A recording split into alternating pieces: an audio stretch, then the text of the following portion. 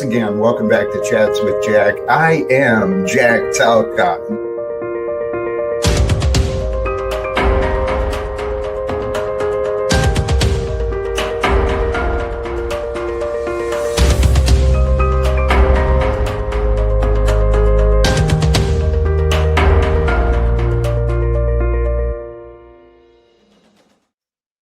And greetings, blessings, salutations, and love. Once again, welcome back to Chats with Jack. I am Jack Talcott, and today is the day where I am. It's the day recognized as Easter Sunday, the day celebrating the resurrection of the one who came before us.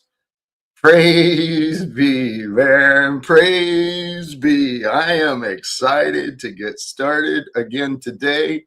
Easter in the States. And I know someone was asking about the moon and, the first Sunday and the first full moon. And you know what? Praise God, man. Praise God. Complicated story. Humanity.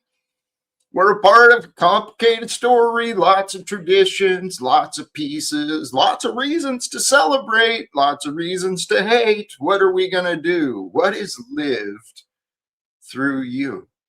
That's kind of the question for me, for you, for all of us each day.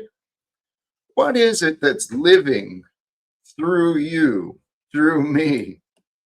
The inspirations I shared today, not just about me, but truly may his life be lived and his power shine through the lives of you and I.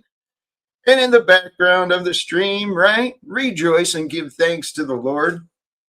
For there is only one way to be with the world. Only one way to be with God. Only one way to be with another. It's the way shown through Jesus, right? The one who has risen again. The stories are the stories for a reason, and it's been passed down to us to figure out why. But I suggest let today, for you and I, let today, today be a day to recognize, to celebrate, and unite with the timeless nature of God's love. Let today be a day where we recognize, we celebrate, we unite together with the timeless nature of God's love. For that's what the message of Jesus is all about, right? He rose so that we could live, and may his life be lived. And may his power shine through the lives of you and I. I'm pretty confident this is what we're here to do. Because to do any other way does not make sense, not when you stop and think about it.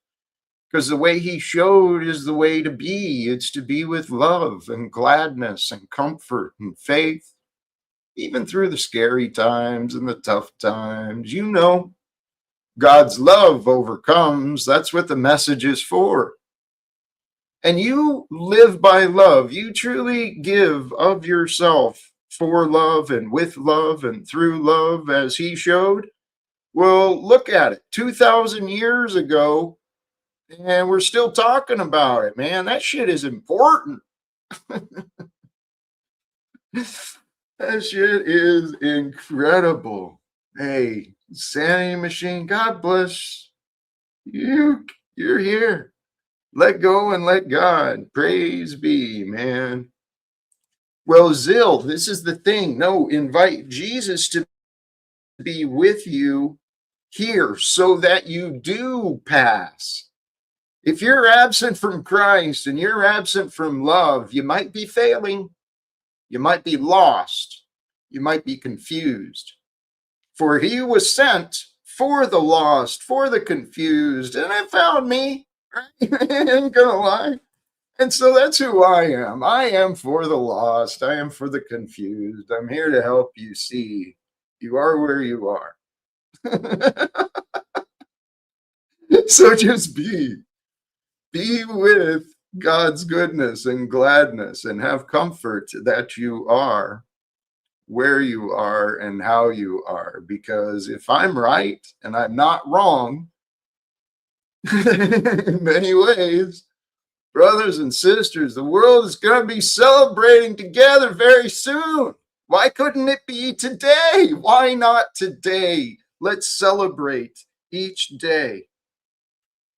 Oh, here, this is a great question. Alexander, do you think Christianity is the only true religion? No, I do not. However, the teachings of Jesus were perfect. Trust in that. His way is the way that is confirmed by the other religions. So there's many paths to this, right? To know God, but the true message is know God. Know God's love for you. Hey, blessings, Lala. Lala Blue, I am feeling good and I've not dropped the link yet. So, the shine is still strong, baby. Haven't got around those who love to diminish the light, right? You ever notice that? There's people in this world alive. They look like you, they look like me, but their job, it seems, is to go around and just squash out the light. They'll see someone celebrating with a little joy and they'll come by with some just misery and negativity. You ever met those people? I think I used to be one of those. I really do. I think I used to be such a negative Nelly, but at the same time, I've always had a good sense of humor, man. I'm a funny fucker. I know that I am. I can be, at least. I make myself laugh. Doc, you are a fascinating guy. I have not yet dropped the link yet, but before we even started, I'm curious. I saw in the chat from you that you may have had a breakthrough. And if that is true, I am so excited for you and I want to celebrate that with you. So I'll be dropping the link soon. However, please be patient. That's the key for all of us, guys. We got to be patient with ourselves, with each other. For that's truly godlike in its quality and nature. Patience, right? Gotta wait an eternity for the time. And perhaps God waited an eternity for the time, for it to be the time for you to be, right? For me to be, for us to be alive here where we are individually separated, right? But collectively, we're all here at the same time. And I'm so grateful, brothers and sisters, for those of you who are with me live. I am truly, truly grateful for you. And for those of you who tune in later and you check me out later, God bless you too. Speed it up, save yourself some time, and invite others, regardless. Because, brothers and sisters, there's something amazing happening here on earth. And this live without fear, I'm getting to know it a lot better, getting to understand it a lot more, getting to realize the importance of it. And I'm trying I'm trying to avoid feeling like there's an urgency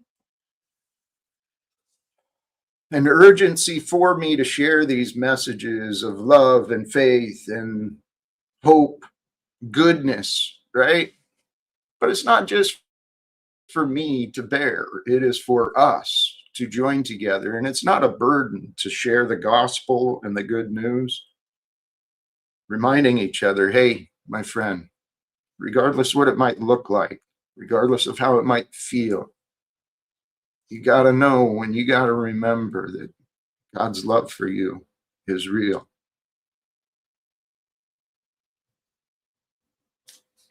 That's it, man. Because even if the world doesn't seem to love you, even if the world doesn't seem to care about you, you can know that God's love for you is real.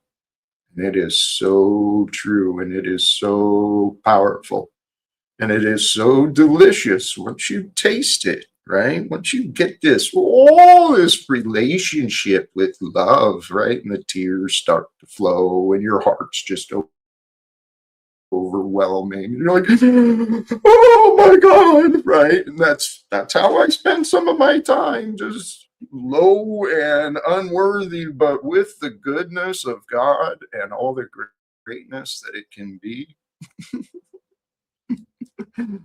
Brothers and sisters, I do know how I sound, and sometimes, if anything, I'm just going to entertain you, okay? Shut up, Jack. Tell us about your gaming history and not this BS every day. I don't know what that means. Soul? I'm not sure what that means. I'm happy to discuss anything.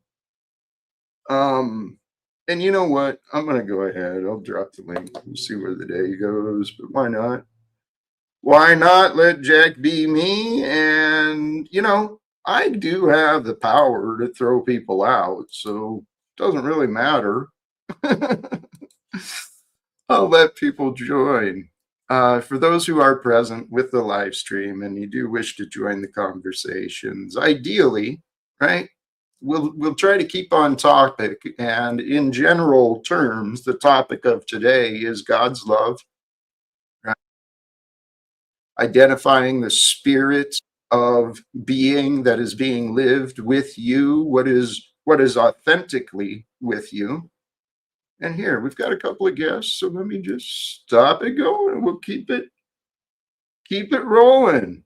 First off, welcome, Stephen. How are you today? Welcome back. Hello. Oh, I'm on the show. We're live. It's been a few Yeah. days. Okay. All we need is just a little patience. Happy Easter, happy Easter, everybody. It is a blessed day. Jesus has risen. Amen. Who's this blurry guy, Jack? I don't have my glasses on. What is TBE what, Doc?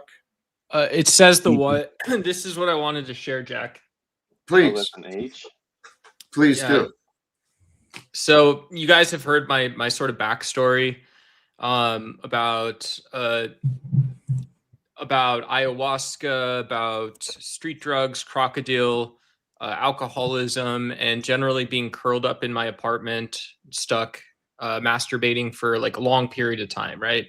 That's dark days, and you're on the better side of those dark days now, right, Duck? Yeah. I mean, you are, right? You are. No, but this is a new moment in my own addiction recovery. So that was a picture of Sasha Grey. She was a former a pioneer. It's a porn star. What? Just let him speak, please. Sorry. Yeah. Go ahead. A pioneer in the aesthetic and success of the adult industry. And yeah, I got to talk to her yesterday. So I wanted to share that, and it didn't trigger my addiction. I credit Live Without Fear and Jack for that. And so I'm calling this moment the what. The what. And so yeah, what she said was what I asked her. I went to, because she does gaming streams now, and so I was watching video games trying to sleep, and I said, hey, where's this stream FAQ? Where's like the the documentation, so I know how to like conduct myself here? What do we do here? And I said that, and then she said, what? Ducks, why? What are you talking about? And I just felt that was a triumphant moment for me. Hey, can I ask you a question, Duck? The what? It works. About my conversation with Sasha Grey, or was just it in general? Have you ever smiled? Anything? Huh? Have you ever smiled? Yes. I have depression. You can see I got dirty plates and stuff. I want to see you smile. I dropped a plate on my toe yesterday. Oh, Dio, why don't you smile more? Did you really just do that? No, Zill. I don't think I've seen it. It's actually appropriate for someone who's dealing with depression. Well, let's see what we can lay do off with him, that. Zil. Let him get into it. okay, you can cook, man. I mean, there's cook. always an option to smile, right? But if it's artificial, if it's fake, if it's not natural, it's if if it doesn't bear the qualities of like a human smile, then why would Don't force it. Just let it be natural, man. No, it's a human quality to smile when it's appropriate. Yes, I can respect that. You want it to be natural, but Duck, what prevents it? Huh? What prevents a smile from being genuine and authentic with you? I mean, I think like the fact, so yeah, okay, so here's when I last remember smiling is in college. I was always, hooking up with the hot chicks, kind of like what you would define as a 9 or a 10 out of 10 probably. And then just cool chicks too, right? And so do you have any photos like of what a 9 out of 10 would be? You probably let's not focus on that now. Double D's, please.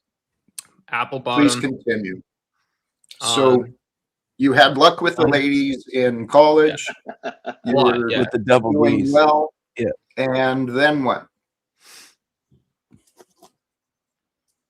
And then when that stops, that's when I get into the street drugs. That's also when I get into the someone's talking about 12-hour FAP sessions. So I've been there. Violence, right? When you're using amphetamines and your Willy Wonka and the chocolate factory are both getting tired. Are you still using? Huh?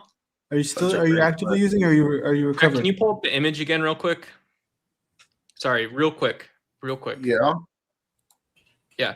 So Landry, I would just say I don't think you listened to my story, because that doesn't look like an image of that someone with a perversion or sex addiction would make. It looks like two adults who both had their own journey, who happened to meet for a conversation, the two of them. We call that a dodge. What? It's a simple question. Huh? Right. You dodged the question. You didn't answer the question he was asking. How did I dodge a question, right? Like, what is there any? Is there depth? Is there depth to the question? Okay, so I'm not currently artificially inseminating the general geography of my house. Duck. Yeah. The question was about drug use. Are you using? How distant are you from your experience of using the amphetamines and such that you just referenced? Yeah, I mean, so when I was 18, I went to France. I went to France for a little while. How many years has it been? I woke up about 3 hours in Moscow, and in Russia they do. It's not necessarily Moscow proper, but they have a big crocodile problem. They used to. I don't know what you say will affect this guy's response. No, Jack asked how recent. Jack asked how recent. Yeah. I had Oreos this morning, but that's as hardcore as I get. Is I'll have I'm a are you listening, Doc? I'm a coffee nicotine guy, Zil. Can you please are not listening right now? Zil, yeah, it's his own conversation. Yeah. Jesus, I'm sorry. On Easter, you're making me say you're making me take his son's name in vain of all things, dude. Doc. Come on, man. No. Doc. He's not making you do anything, Doc. Doc, please chill. I'm sorry. He's not making you do anything. It feels like you're getting put on the spotlight because a question was asked and you kind of danced around it. Now, we don't have to deal with it, I guess, but it's interesting because I've questioned your behavior recently. You're showing a lot of signs of erratic behavior. So, and he scratches his neck right when you say that. Okay, so here's the thing. Is when I had planned to see Sasha Gray's video gaming career, I didn't know that we were going to have a conversation. So, like, is this not just rude? It's very possible prior to that moment. I've been planning on going to the stream for about 2 weeks. And kind of Hey, I love penguins. Let's just start a conversation about penguins because nobody asked, but I'm going to start penguins. I like right? penguins You too. guys would say Please, sick, please, disgusting stuff please, like that. I please. just I like said, where's the penguins. stream FAQ? Doc, I'm trying to have a conversation with you. I'm not the only one. Jack is a life coach. Can you be here with us? I'm trying to. Okay, but Come on. But you seem to be having a different conversation than. So are you still struggling with these drugs, Doc? I didn't Sounds use like drugs. you're not. I didn't use any drugs in a long time, and so shut up. Okay, that's Well, what we're asking. That was I love body literally language. What? the It's been question a few we were minutes. asking. So how long has it been, dude? And that's awesome that it's been a long time. I don't That's know, great. dude. What did you do in college, bro? Did you do something? Was I supposed to be of concerned with that? Of course. I'm convinced that I've this had is either. problems in life. Yeah, I we've think all it's had a bit. problems. I We didn't can go to connect. college, by the way, but I've had many problems in life, Doug. But we were just asking, like, how long has it been since these times you're talking about? I don't know, dude. Hey, I used to have to.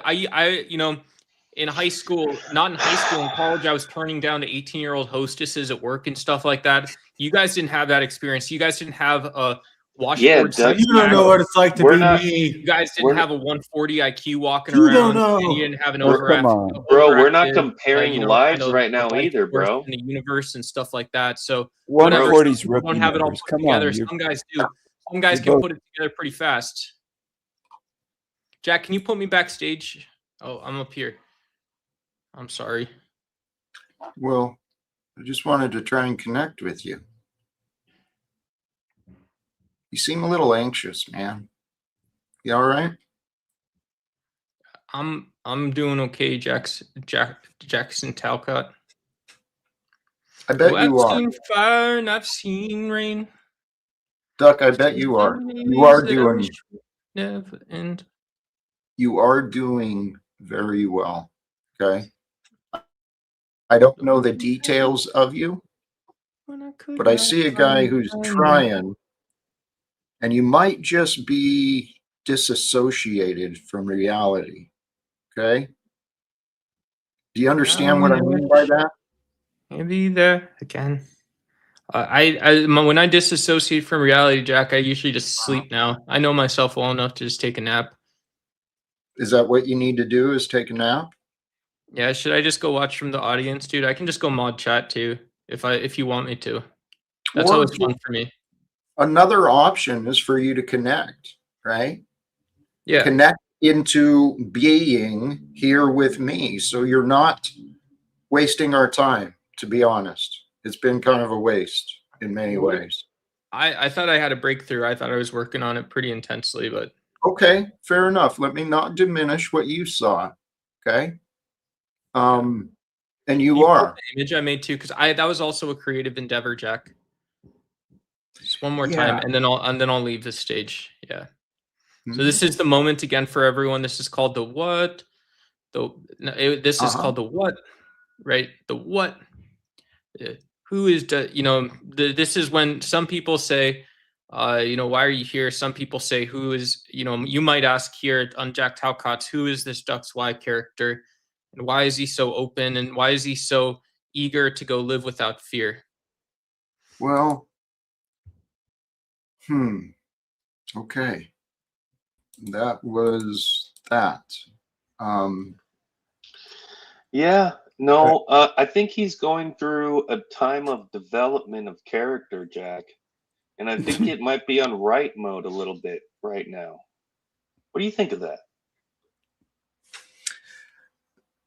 When I first came across Duck, I was actually impressed with his mind, his grasp on psychology and sociology. The little bit I heard, it seemed to make sense. He analyzes a lot, doesn't he?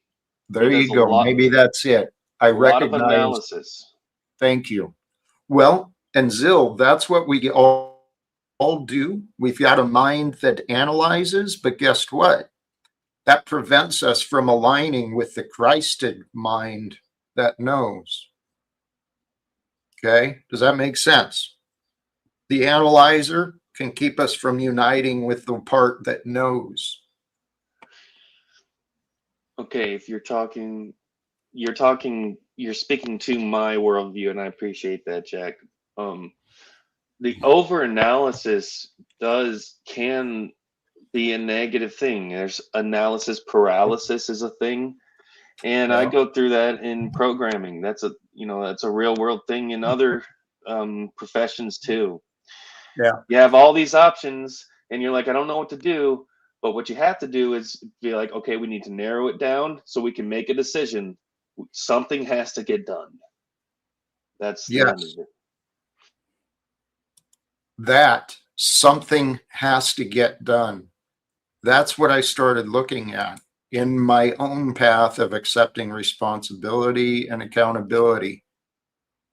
If I see problems in my life, something's got to get done. Who's going to get done? Me. I got to do it. Or I got to find a way. And if you're faced with only tough decisions, you have to pick something. Unless you come up with a third solution at the last minute, you have to move forward and pick something. You have to. And there's a process to gaining confidence in which is the right decision, in my opinion. Crack is whack. You're right. Hey, welcome back, Diamond Dave. How are you today, my friend? Holy shit, that was an episode. I'm good. I'm getting ready to do my own thing in a minute. I just figured I'd drop by for a few minutes, say hi, wish everyone a happy Easter, whoever celebrates. Thank you, brother. Happy Easter to you too. I appreciate you wishing us that. I thank you. Happy New Year. Happy New Year. Yeah, it's not a holiday here, but it is a big thing back in the US. So quick question for modern man. Do you have a YouTube channel? I thought you had a YouTube channel. Yes. It's what they call slop. He does, but it kind of died.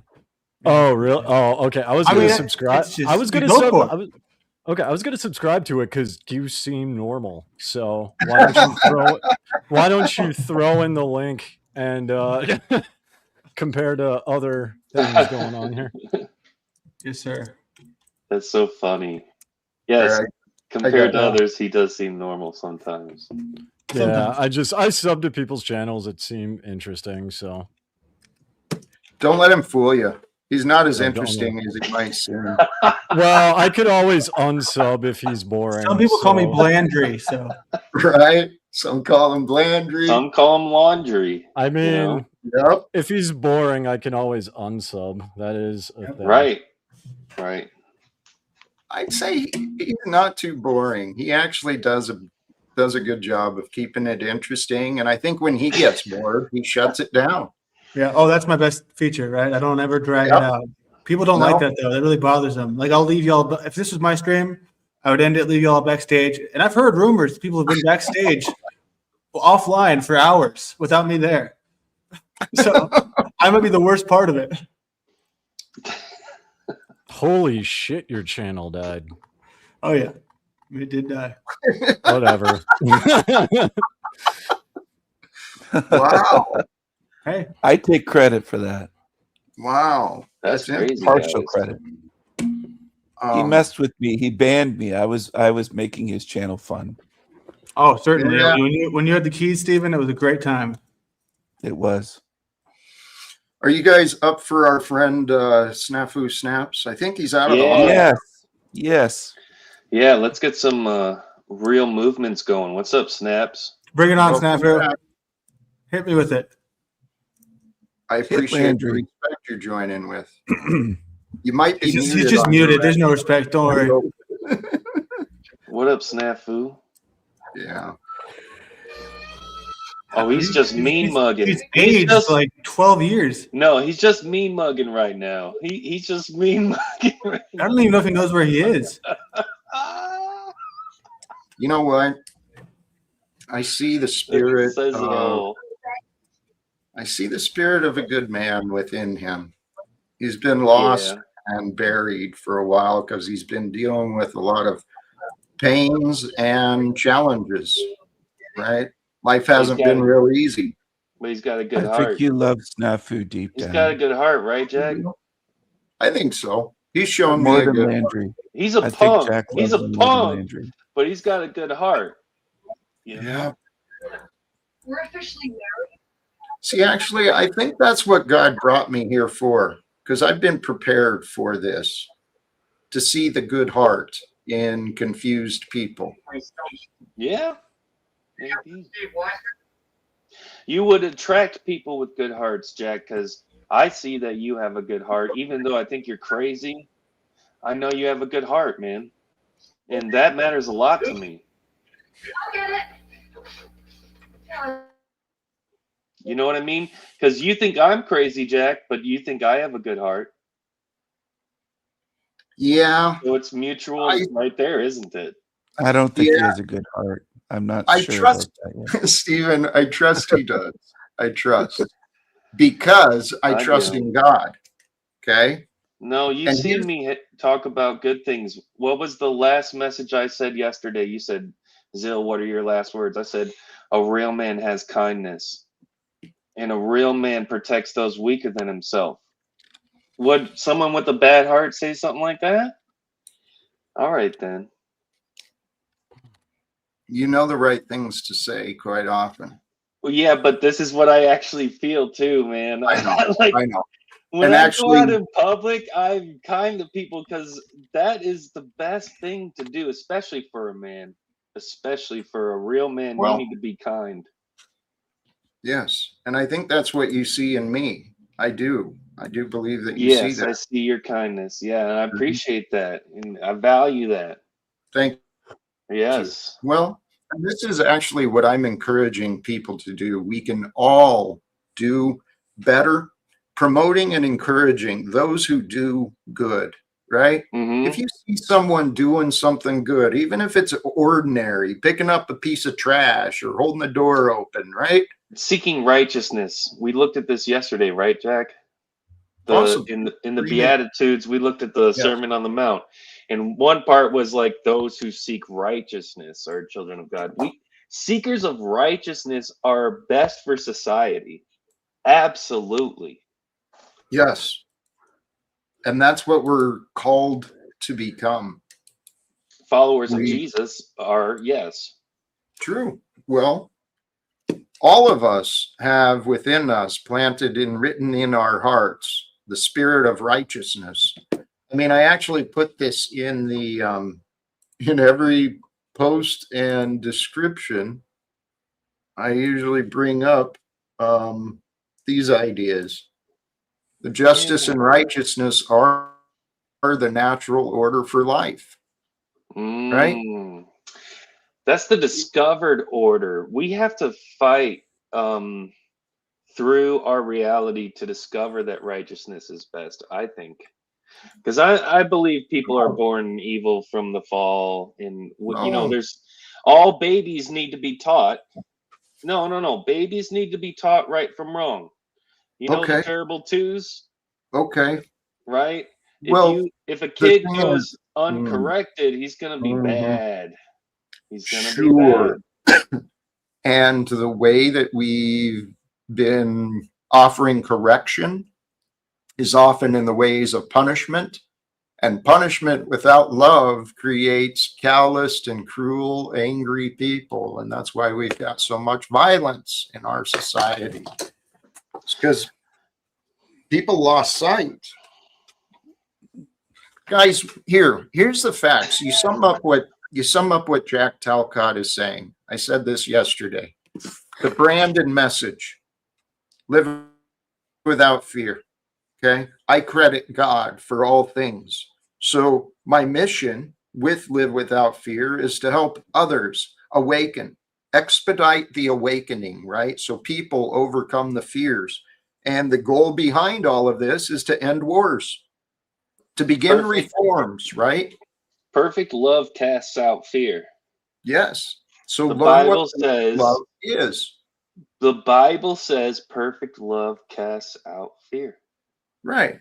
Can you experience that? Can you imagine that? Can you know that for yourself?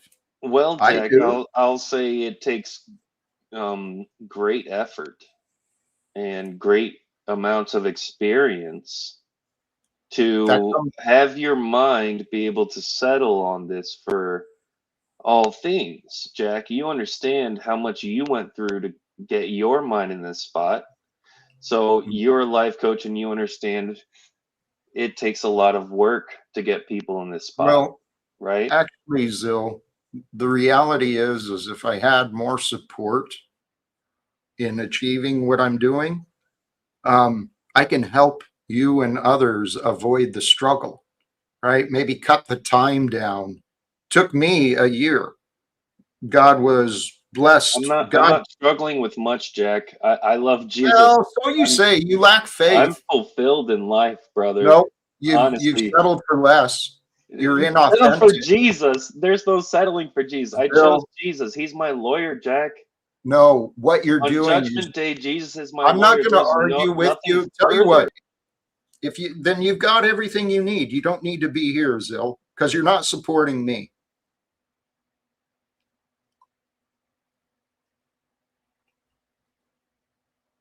And that's why I know that you've deceived yourself. Well, Jack, so can I tell still you be what, part of the community my- and still be fulfilled in Jesus? Can't I Great. still be fulfilled? Tell you what, Zill, you're not offering me anything I want to hear. You're not really, you don't seem to be very interested in what I'm saying. So please be an adult. Yesterday, I was talking about getting you petition signatures, and we were talking about me possibly drafting something for you, Jack. So I would say you're incorrect in what you just said, bud. Okay. Okay. Hey, Ruby, blessings to you and those who may have floated over, been sent over from Ruby. Blessings and sincerely, thank you. Peace for the raid, y'all. Zill, you're still missing the point. Am I? Yep. Jesus, I'm fulfilled by Jesus, but I can still. Then I why just are want to you be a good dude. Be seek righteousness. Yeah. And that's what I see this community is for. So shouldn't I be allowed to be a Christian and be in this community and seek similar things? Hey, Zill. Or is that too much for you? Well, the fact is, you are portraying a Christian very well, one who is selfish and self-centered, right? More like the Pharisees, about the book. I always point to Jesus. So I point outside of myself. My strength comes from the Lord. My strength comes from Jesus. That's my rock, Jack. What are you talking about, bro? Your problem is your mouth. My problem with you is you speak far more than you listen, it seems.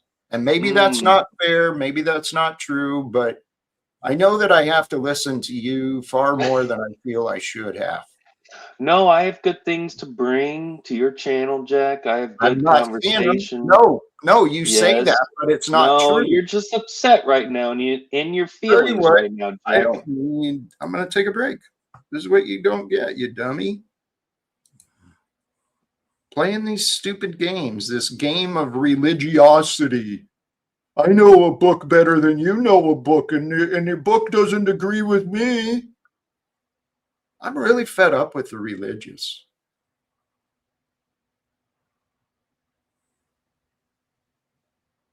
I'm really fed up with the evil, guys. That's what really unsettles me, is because I believe I'm right, guys. I believe that God has given us everything we need to know. I feel like I've learned enough to know that there's layers and layers of deception and layers of corruption that are going on in our governments. And unlike Zill, who wants to just talk about doing things, I actually want to do things, right? God created us to do things. Oh, shit. There's another paradox.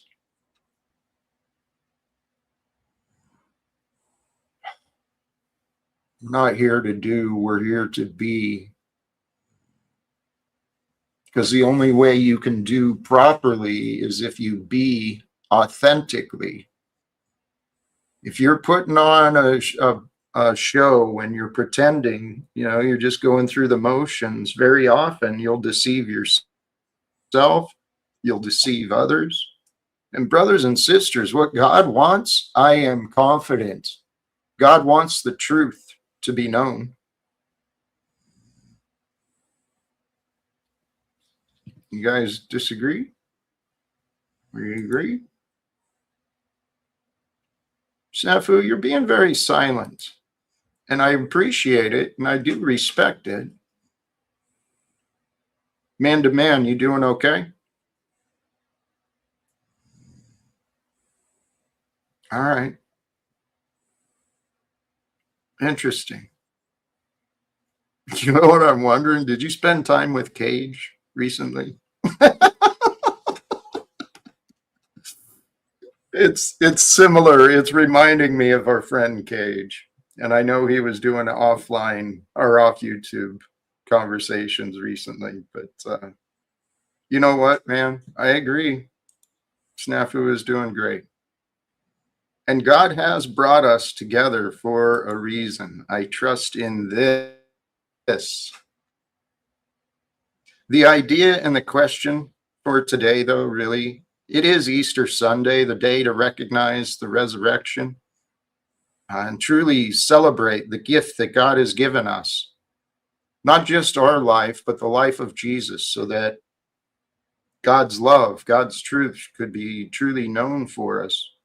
And so if we look at this for ourselves, may his life, Jesus, he died young, died at 33, man. What a shame. But may his life be lived and his powers, may that shine through the lives of you and I, because I trust that is his prayer. The prayer of Jesus was for us to be as united with him and our Father as he was with our Father. And something's going on with my video, my monitor, or something's going out. Zill?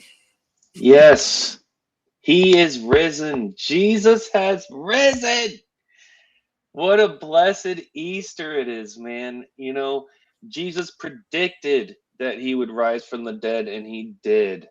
He's the only one who did it of his own authority. He rose Lazarus from the dead and the centurion's daughter from the dead. Hey, Zill, but let's remember that all that authority was given by the Father. God is the true. He has a unique relationship with the Father, as in he is one of the persons of the Trinity. Jesus is actually the author of life, it says in John chapter 1. Like, he was the actual agent who brought everything into being. Jesus is a huge deal. He's also the one in Daniel 7 who's going to ride on the clouds. That's why he said he's the Son of Man. The Son of Man will come riding on the clouds with all the powers. Dude, Jesus is the coolest guy who ever did it. He came to be a servant leader. A servant leader, Jack. And that's what I see you take from there.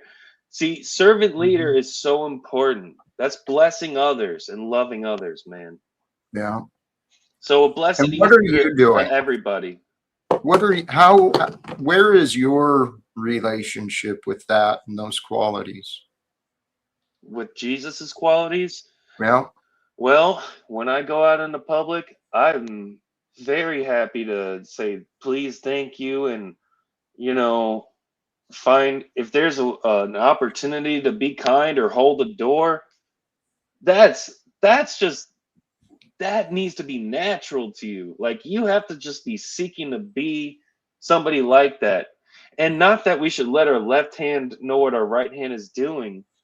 But just being a person who is so open to loving your neighbor and being a good person because of who Jesus is and because of what he taught. And that's what we follow. And he's worthy of following. That's why I follow Jesus.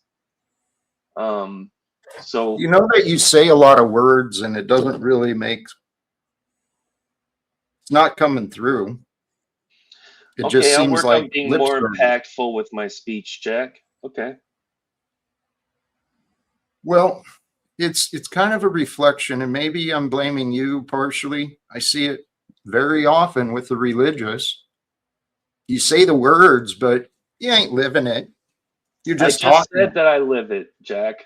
I just said that I go out and I'm eager to hold the door or say please and thank you or So say what? something kind to someone. So I just explained So how I what? live every day, Jack. Right. And then you come on here and say I'm Right. not living it. Are you Mhm. even listening to me? My experience You're with not you, listening to me, Jack. Zill, that's you. Problem. No, that's a Zill, problem, buddy. Zill, you're the one who's not listening to me, and you have been All right, a what do you have problem to say? for me What do you have to say? in my direct experience. While you may have these stories about how great and attentive and aware you are with others, you're I kind of gave an you my asshat with mindset, me. Jack.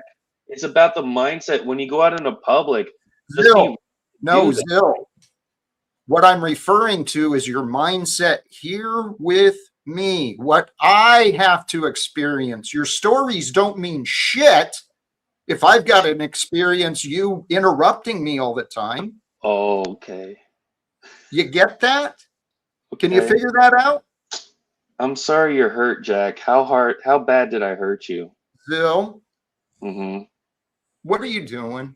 Seriously, you seem to I'm be wasting my time again.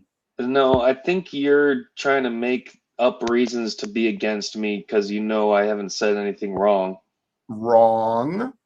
See, your narrative, Zill, you're acting very juvenile. And you know what?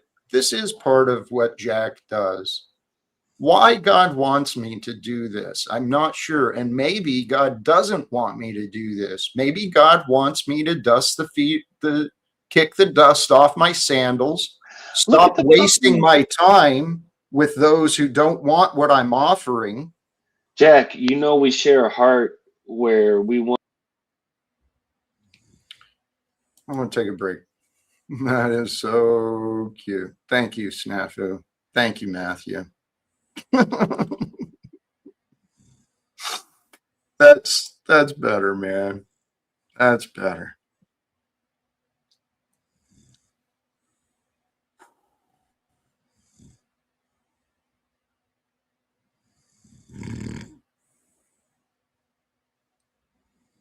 You know, I'm sitting here really considering, and I'm not finding much reason to bring Zill back up.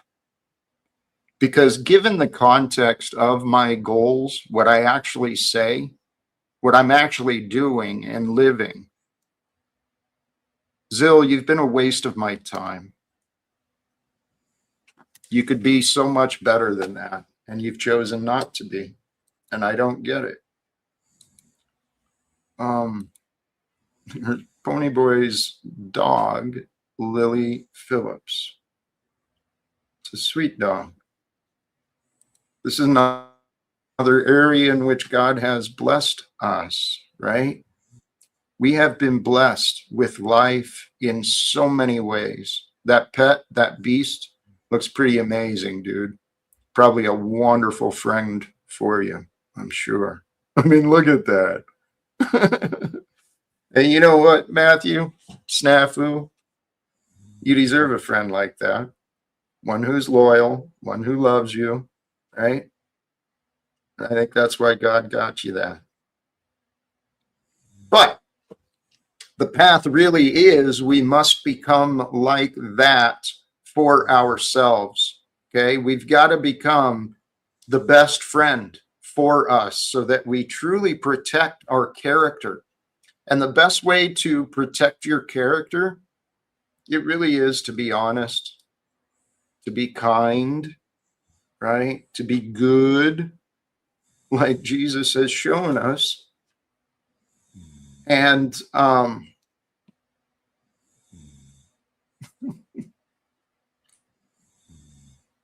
holy cows. Stephen, what are your thoughts? Anything? Stephen? Are you there or did you take off? All right. Well, I suppose I can bring Zill back up. But really, here, actually, I've got other ideas.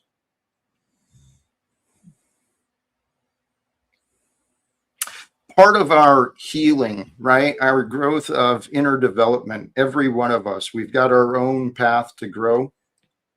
And, actually, yeah, Stephen, if you're not there, I'm going to drop you back.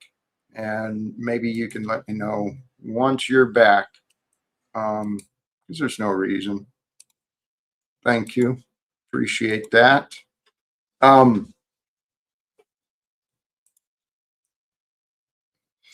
of our paths on emotional healing, on individual personal development, right? That is really where my passion lies. My passion is ending wars, but I know the best way to end wars is through every other person that I can meet, because if I can help any others resolve the conflicts they hold within themselves, they become healthier, the world becomes brighter, and it becomes a better place for all of us to be.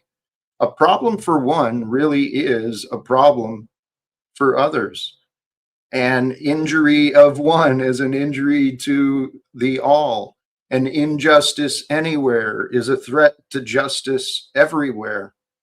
And Snafu's been paying attention to a lot of the threats to justice. He's seen and witnessed a lot of injustice. I know that. Did you see the tweet? I know I give you shit when you said you tweeted to Tarika, but Twitter is a source of information. It is a source, obviously. I know. Did you see Mr. Orban Donald Trump's tweet recently? You might want to pull it up this morning.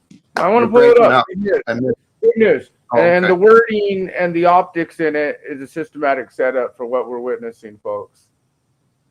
All right. The optics are high. Yeah, if you can pull up the link, please do. I'll pull it up myself and share it. But here, the idea where I was going regarding our own individual path of self-development, every one of us have our own emotional debts, right? We've got emotional debts that have been felt but not processed. And when we feel these emotional debts, we carry these burdens. And what it is, it's from a habitual pattern individually inside of us, denying and rejecting a feeling or an experience or some aspect of a greater truth. These patterns of denying, right? Holding and carrying around these emotional debts that are felt and not processed. That's what creates the patterns of depression. And I've been in there. And if I can help anyone out of their patterns of depression and sadness, well, I feel that's what God has created me to do. Because by God's grace, I found my way out of my patterns of depression and addiction and just habits of miserable thinking. But I know if God can allow me to change, I've witnessed others. I know that there's so many ways for people to change. And if we work together with one another, we can truly create some effective changes. And I tell you, brothers and sisters, I signed up today. I won't go into details, but I signed up in another. You got something in the back? I don't see it. There it is. Thank you. My connection is not the best, so give me just a second as we pull this up. Oh, is this here, share this tab instead. This is what you're referring to? The next 15 days? Yeah, but the tweet underneath is the tweet he put out this morning or today, which is actually very I mean, it is what it is. It's from the President of the United States saying what he's saying to the public. Russia, China, the world's seeing this. Again, it is what it is. The optics are in play. Holy shit. The optics are high. The world stage is being set. this is kind of a little breakdown of optics, but prepare for Donald fuel, Trump. oil, gas, and many other things to start getting a little crazy, folks. Dude, Donald Trump is out of control. This is. But it's not, insane. Jack. You have to understand the good cop, bad cop. We the people. Well, when they say infiltration at the highest, foreign and domestic, it's truly it's a symbolistic rituals we're witnessing.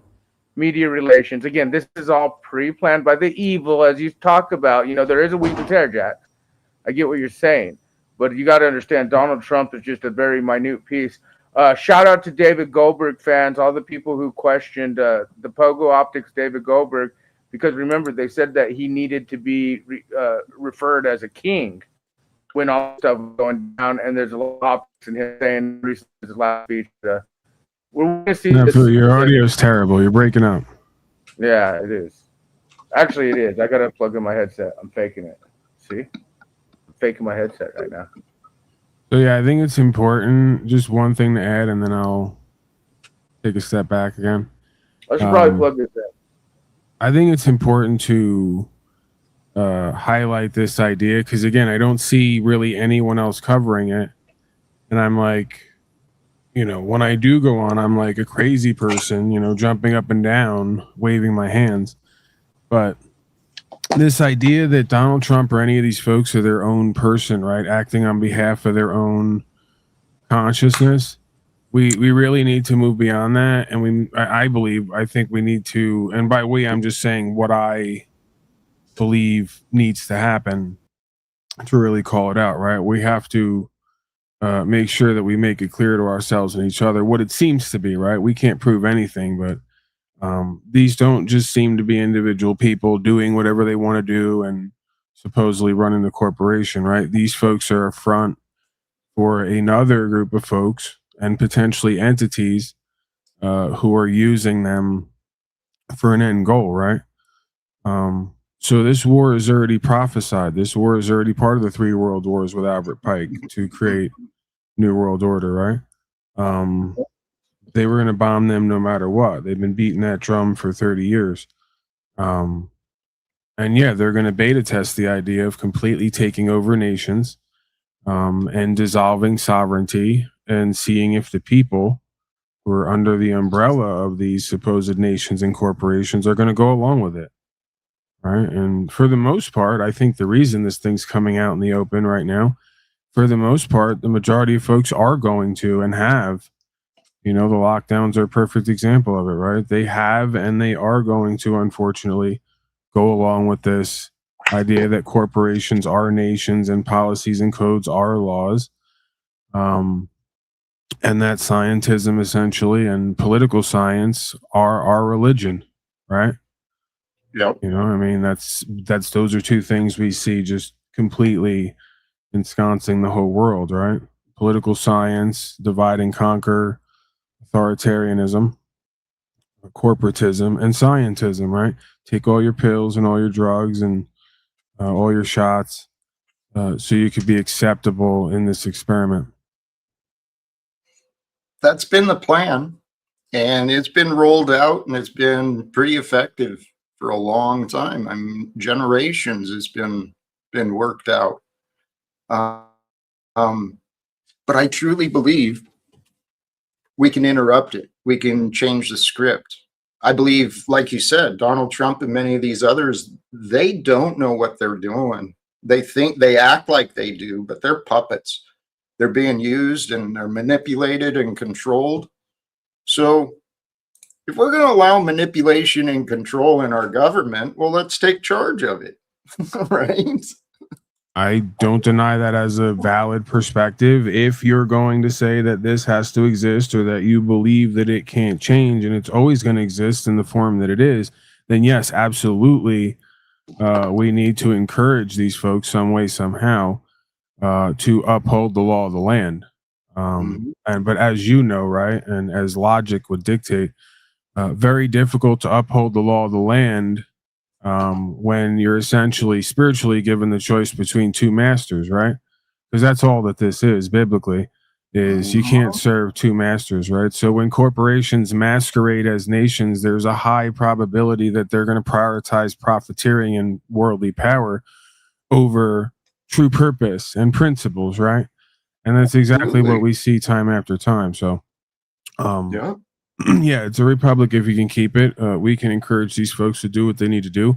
If they're not going to do that, which again, they should know what they need to do at this point, we can remind them. But if not, then to me, as Hank points out, the only solution, as I've said many times, and I've attempted to live to a certain extent, is self-sustainability and civil disobedience, right?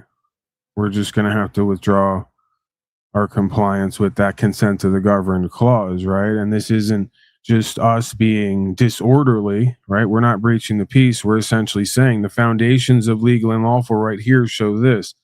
So based on that, we're going to do this, right? Because we're no longer going to consent and comply to funding the island goer class and their vacation activities and their wars around the world. I don't think that's unreasonable, and I don't think spiritually or legally anybody could convict us, right? Quite the opposite.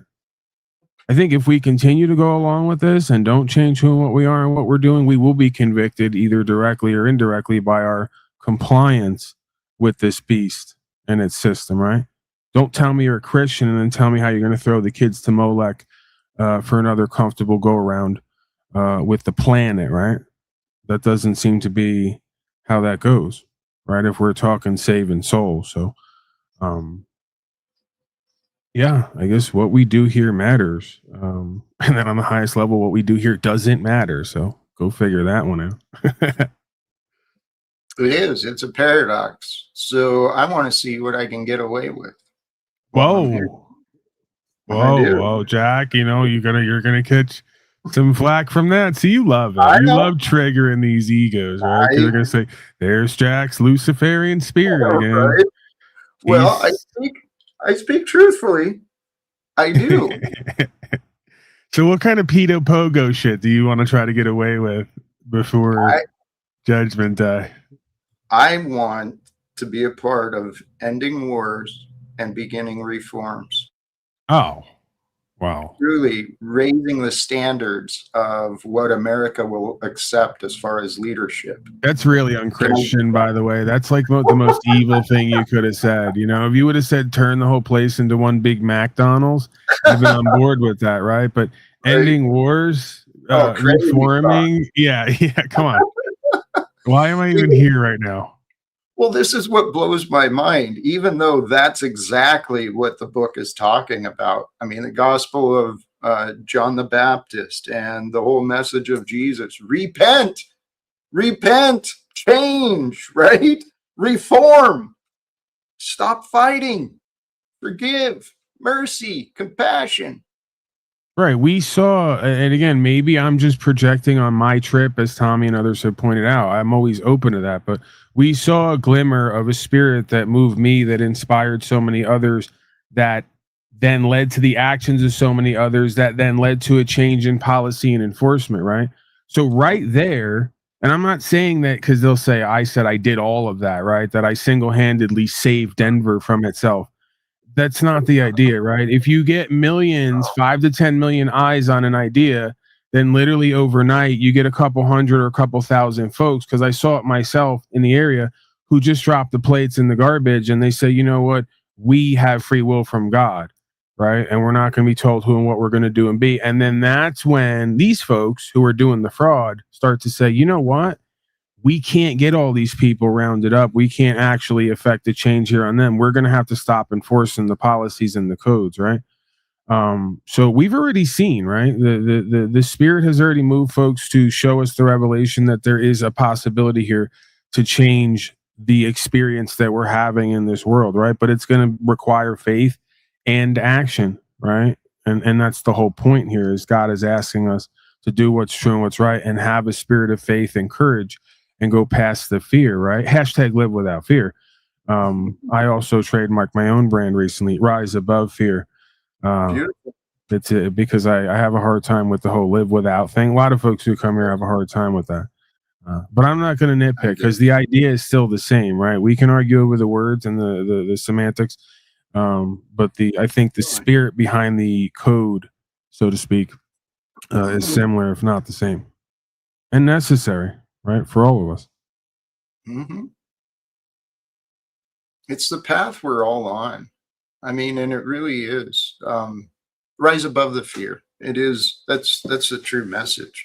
Took me a long time to recognize it, but there's a story behind this too. But the connection between faith and this message of live without fear. Faith really is that. It doesn't mean that the fear is gone. It just means that it's got so little power that you don't give it shit. Well, what scares you is when you actually do that and you're supposed to be wacky and crazy and then it keeps working out. And then you go, right. Now it becomes, you're beyond even the revelation. What the fuck do I do with that? Right. And how long do I do that? So now your next sort of perspective becomes, is this a forever thing? Right. And I really have to give myself over like for the rest of my time here. So yeah, I mean, that's definitely not a boring proposition. It's one that I've been kind of laboring over recently. I love that you brought that up. Hey, Landry, welcome to you. How are you today? This resurrection day, whatever. I've been resurrected. Perfect. Yes. I don't know if you heard last night by any chance. I mean, I was just talking to somebody. It was a show, whatever you want to call it. I guess it was Live Without Fear, but I didn't realize it at the time because I think it's just when people struggle and they're so afraid of not having enough, and then they just never get anything. They don't get out of it because I think that's a version of what you preach, right? And I've been trying to practice that with all of the uncertainty in my path for the last 10 months, and I think it just that's what faith is, right? Just when you have nothing, just knowing, hey, it's all gravy, baby. And not to panic, right? I look at Tommy and others in this space, like they're always panicking, right? I think if they panicked less, more would come. That's really what I've learned. But it comes down to a simple either or, right? A simple if-then logic statement, right? What are your options? Do you want to be afraid and angry, anxious? Or do you want to just let it go? Convince yourself it's going to be okay, and enjoy it while it is okay. And prepare for the worst, of course. But I think this world, society, it taught us to focus so much time and energy on planning and defending, right? Preparing for defenses, preparing for planning to prepare, planning to defend. What do you mean by defend? This mindset, the mindset I grew up with was you got to work hard for everything, right? And the reality is everyone is in it for themselves. So you've got to watch out for yourself. You got to protect yourself, build the fences, put the locks on, right? That's what I mean. Okay. Sometimes, well, what I found for myself, I made a personal inventory and I recognized and I chose to see I'd been spending so much time on planning and defending. I really wasn't working on creating or discovering, right? Or even sharing, because that's another thing. As long as we're taught to defend, we're not really focused on giving. Not as much. I'm actually on your website for the first time in a while. It's different than the last time I was here. How long ago is it updated to be like this? Last few months, I think. Cool. I can't remember exactly. It was sometime this year I updated it. And there's still quite a bit of room for improvement and change, but yeah, things are happening. If you had a brief 5-10 minutes, I wanted to show you what I'm working on for this other guy and see what you think, and maybe I could, because last time I think we had the Live Without Jack segment, and I'm looking at you, Paul. But since time has passed since then, I do think that I've got some things that might be up your alley. All right. Please, yeah.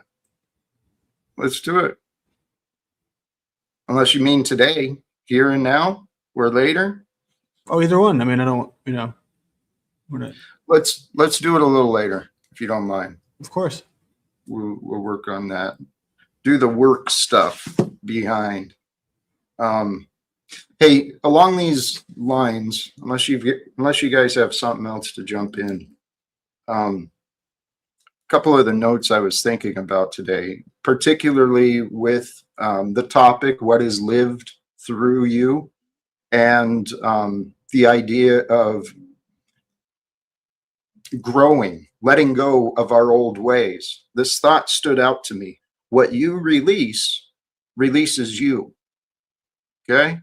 What you release releases you. And so if it's a judgment, if it's an addiction, if it's a pattern, allow yourself and give yourself permission to release, right? And recognize it's not holding on to you. Let it go.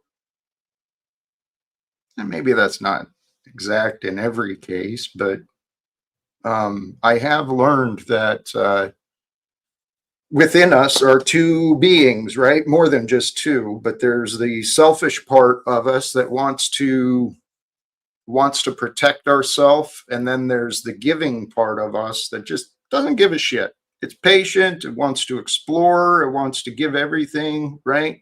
So we do have these conflicts within us. But I've been noticing if I can pay attention within myself, using my emotions just to guide me, recognizing that the parts that hold me back are my anger, my sadness, and my fear, right? Three things that's pretty easy to pay attention to. And if you recognize anger, sadness, or fear, anger is an attachment, sadness means we've got a belief in a lack, that we don't have enough. And fear it's a sign that we're wanting or fighting for control. So for myself, when I can recognize the anger, sadness, and fear, I can let that go. And then be more with the ideas of the Holy Spirit, having the Holy Spirit live through me, patient, kind, compassionate, creative, spontaneous. Paul, I was thinking about this earlier today. Love, the patterns of love. And I tell you what, that's what I am. I'm kind of like love. I'm persistent and I'm patient, and I won't go away just because you say. Maybe that's kind of annoying, like a virus. I think it's been described as well. Right? So far by your definition, I got to tell you, Snafu Snaps, Tommy, Margot, and a few others are also love. Shit, they are. You know me. If I have to, I'll hold up the mirror in order for you to death coach the shit out of this audience better, because we all can use a reflection at times, right? I love it. Ready, Cot. 40 blessings to you. Thank you for the contribution. Happy Easter to you as well. And Austin Murphy, holy shit. So according to him, Jack is the exact opposite of love. He may be right. If at the risk of me, please. Playing the drunkard's advocate, right? Some might say, right? It's not me. I'm proposing what some might say. I'm doing a glossary.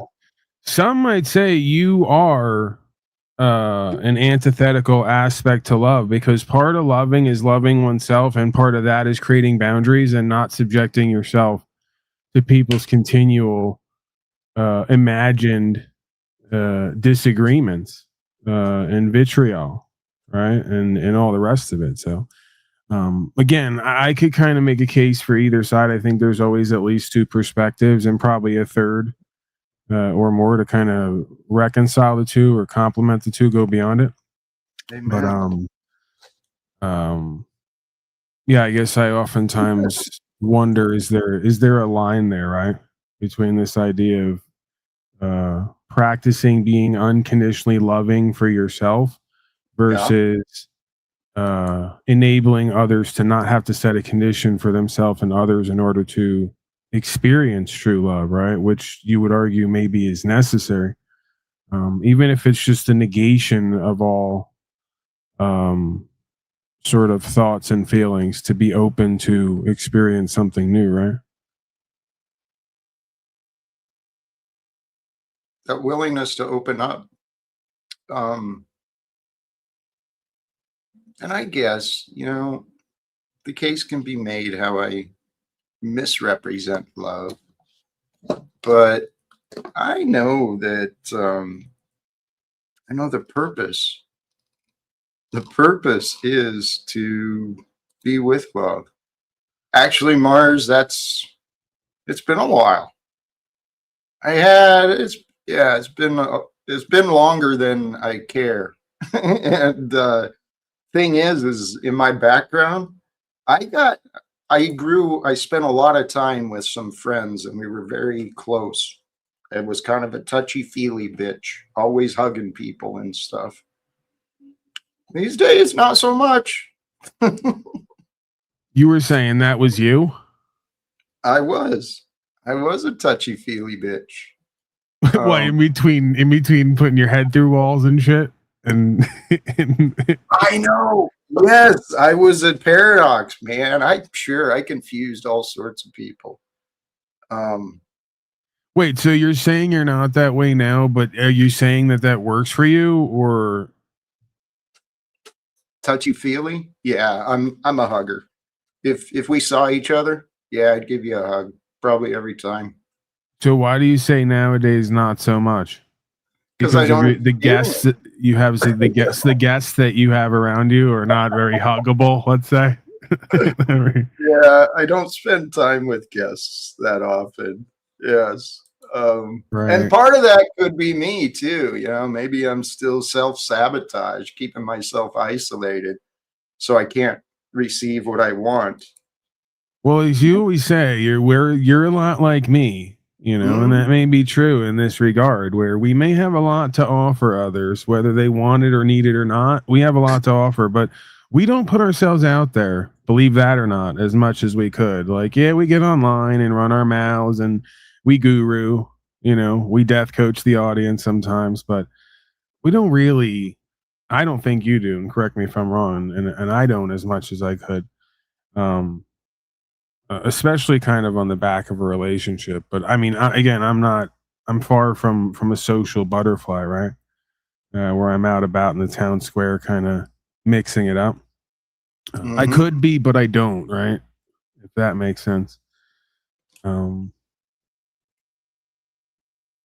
No, I get it. And admittedly, I was looking at myself pretty critically recently and recognizing all the other ways that I could be far more active, right? Getting things done. And so I'm aware of my shortcomings, but I'm also aware of my stubbornness and my faith. I think God's going to work everything out somehow. However, along those lines, I've found a couple of blessings. I mentioned it before, the men's group associated with the church that I went to. Bunch of guys there really care about fitness and health, and that's probably my weakest area, man. I've let my body get all soft, and I've lost a lot of muscle mass, size. The point is, sorry, get back to what you were saying. Doing more to connect with others. That's where I've been lacking and where I've been trying to find some answers. But between the men's group, I found 2 men's groups here in Baltimore and this other group that I just came across more online. But it's all about men helping men. You got like a large contingent of African Americans in that group, because I figured that would be exciting, and interesting, and kind of, almost.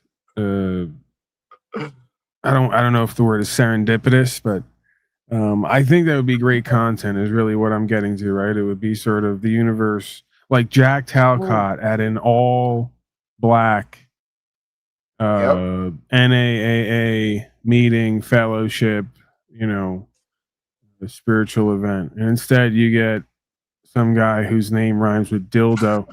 Okay, let's bring in Zilzone because he is in chat, desperate to get our attention. Saying now he left. Yeah. He's thank you, Mitchell. Mitchell is also this the second or third time he's mentioned me. Thank you, Mitchell, for noticing how adorable I am. It is good. Yeah, you also have a way about you as well. Very very impressive hair as well, as we pointed out in the past.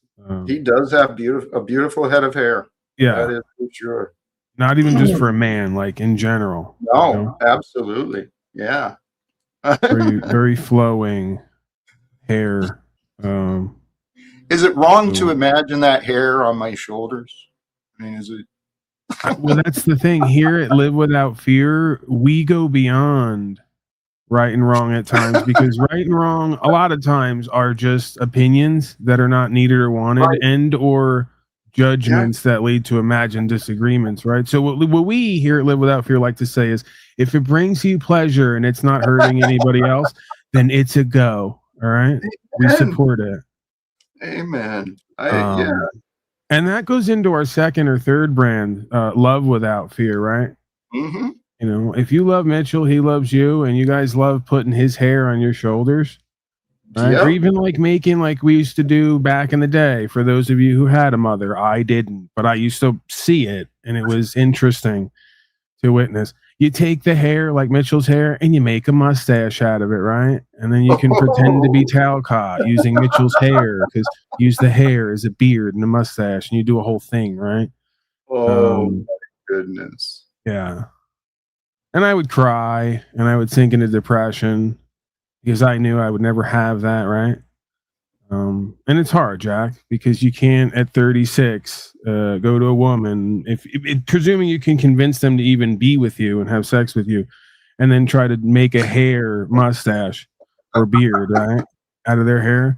They just kind of look at you with an inquisitive, odd look,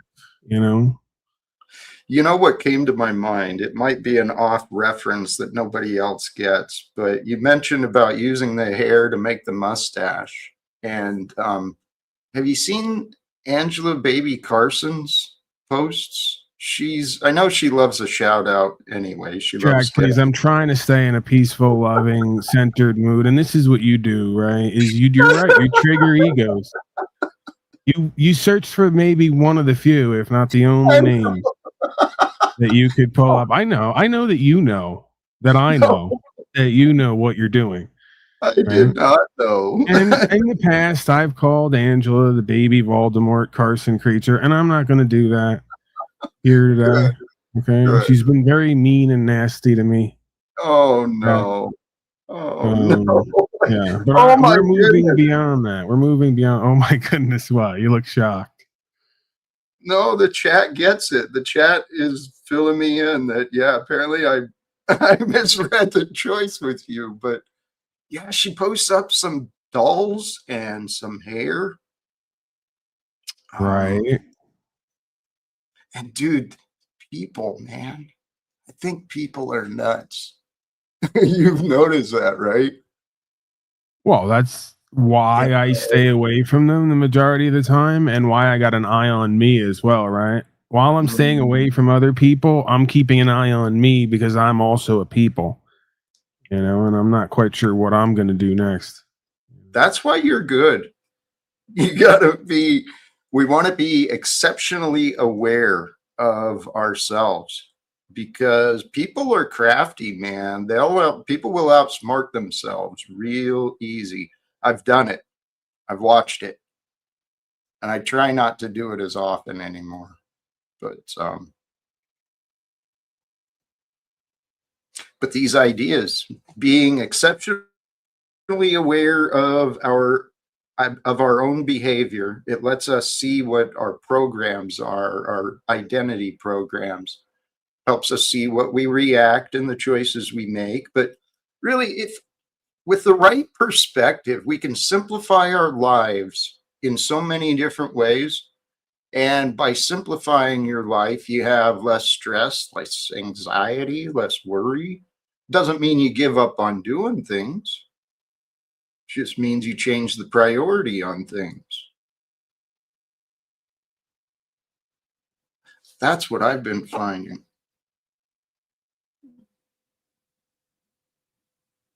I've been finding within that there's a will that wants, right?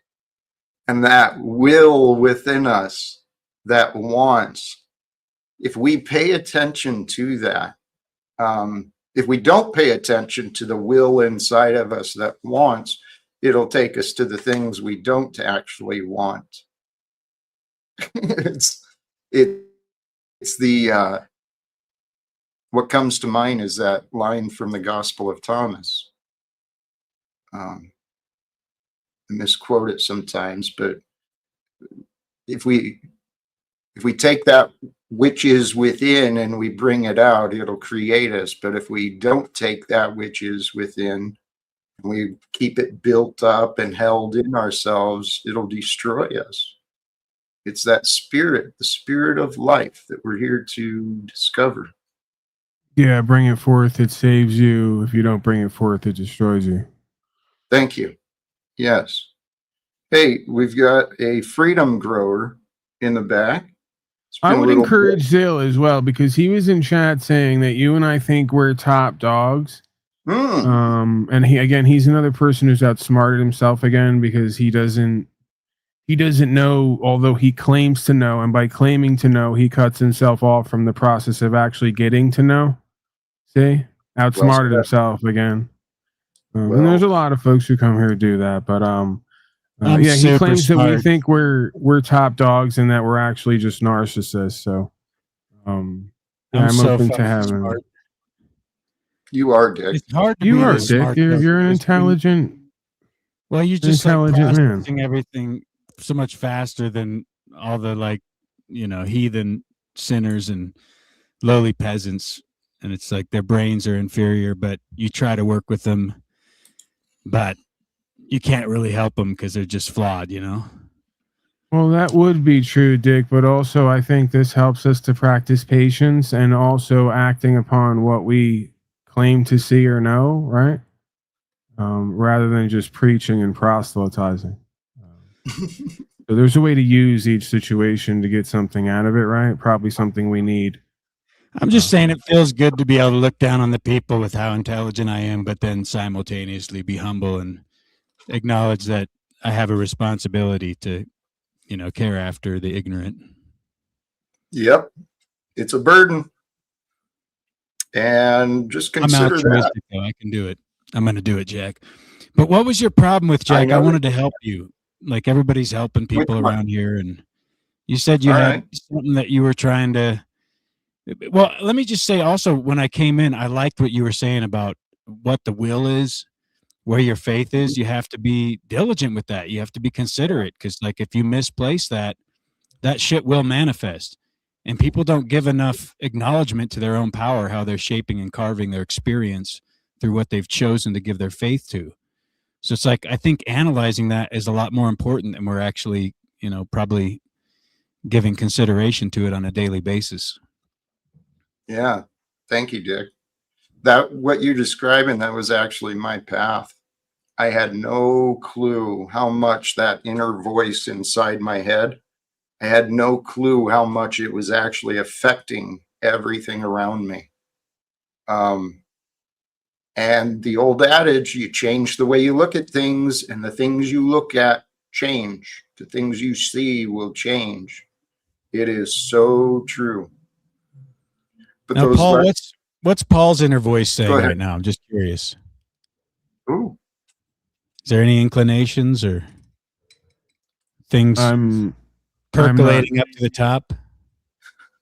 Yeah, no, I'm Thoughts of significance. I'm practicing being in a state of awareness and beingness, Dick. I'm not mind chattering, right?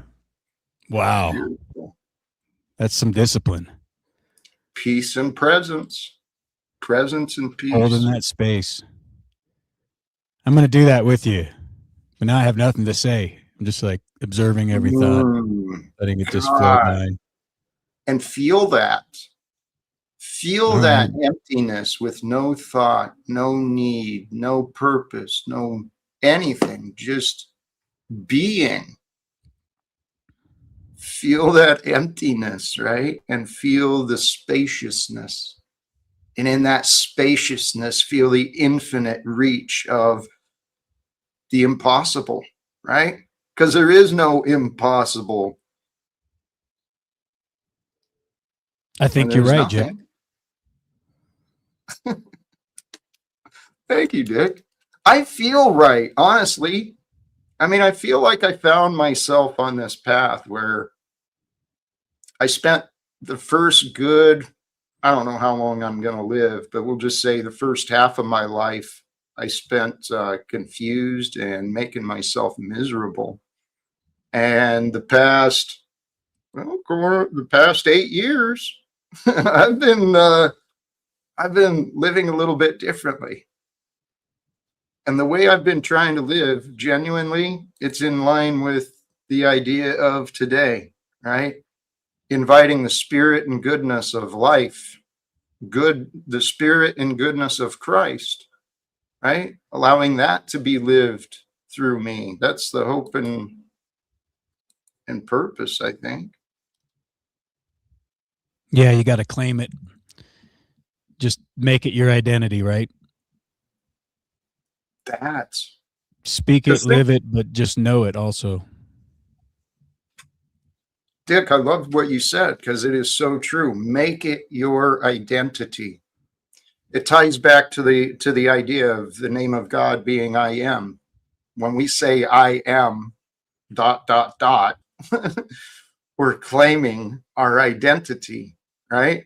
And often it's I'm confused, I'm angry, I'm upset, I'm sad, I'm whatever. Or we lie.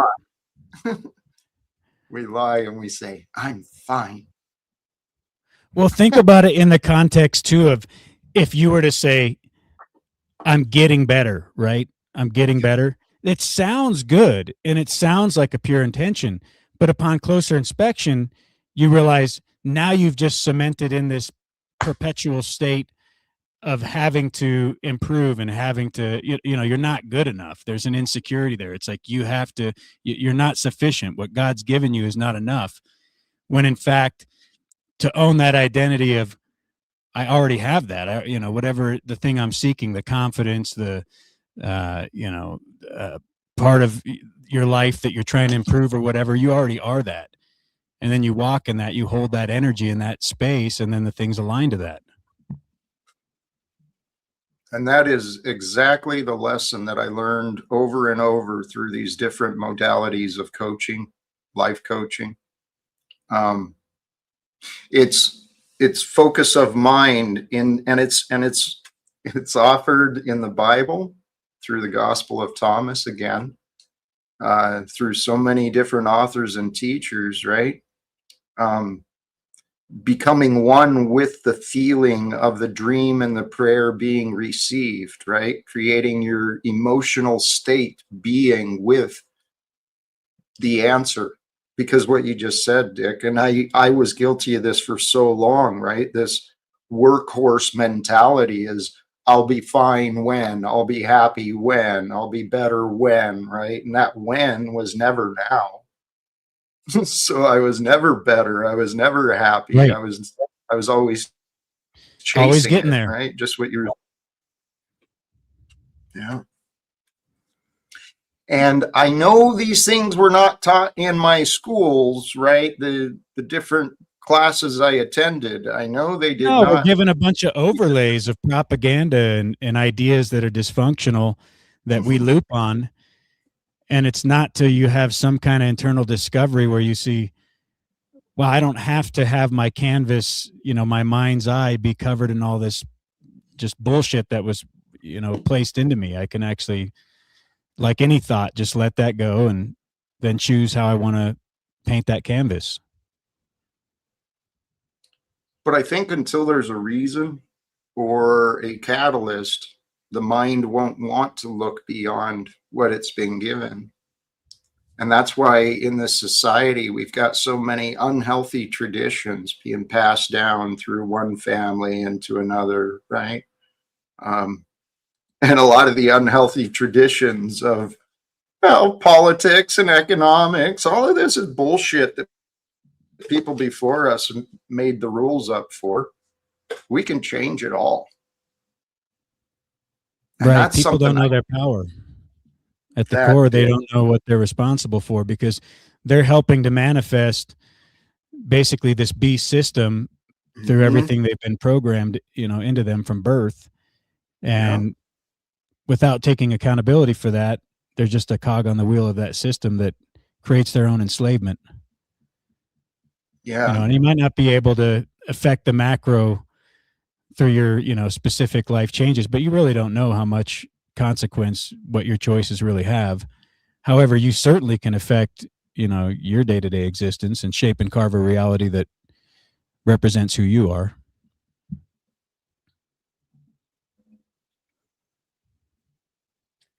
Don't you think? Yes. Changing the one, though, we really,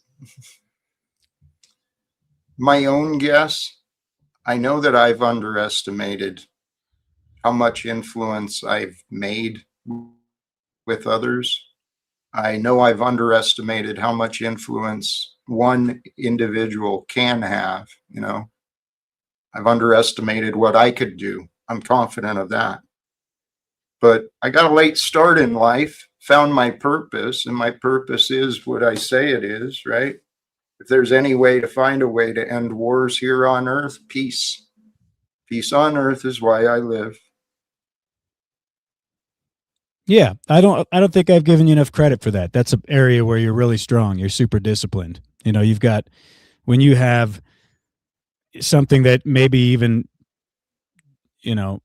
others will see as unrealistic, you don't really listen to the noise. You just say, hey, this is my goal. Even if you don't see how I'm going to do it, and even if I can't fully articulate or illustrate how it would happen, I'm dedicated to it. This is what I want to do. This is the purpose God gave me, and I'm not going to waver. And I think that's a great quality. Thank you, Dick. Admittedly, some of the lessons I learned in my past, and it took me a while to realize it, I think I have developed an ability just to do things on the fly, right? Rather than focusing so much on plans, having a plan, but being focused on the purpose and just kind of flowing one thing into another. If you think about it, that's what a leader does, right? I mean, maybe the identity is the plan. Maybe that's more important than the plan. Because, if you don't get that straight, yes, it's like the top of the pyramid. It's what everything else flows from. So if you're stuck in self-lack, even though you're striving, toiling, blood, sweat, and tears, you're still just going to continue in that state because you think everything has to be done by your own hand, that God's will is not involved in this, and that it's not actually all been prepared for you. This is a great one, Jack. I looked up what we were talking about earlier. This sort of, I don't know if you want to call it this challenge between principles and purpose versus profit and worldly power, but it's right here, right? Historical context. Founded in 1854 to oppose slavery, the Republican Party has long emphasized freedom, opportunity, and the protection of individual rights. Over time, the party has evolved. I'm going to add quotation marks to that. Has evolved to include a focus on economic growth, social conservatism, and national security. So yeah, just even in that sort of half statement they're making that it evolved to include, right? That's become the main focus, as we see. Was there one? It was social conservatism and national security, and what else? That the Republican Party economic growth. Economic growth. Okay. Yeah, so that was my main idea there, right? Is like over time it evolved to focus on, right? It became the primary focus is economic growth and expansionism under the guise of national security, right? Which really it's just let's set up some more corporate branches around the world to do our business, and our business is dividing and conquering the people and dividing their property and rights up. You know, what a surprise, huh? It has been. It can all change, though, seriously.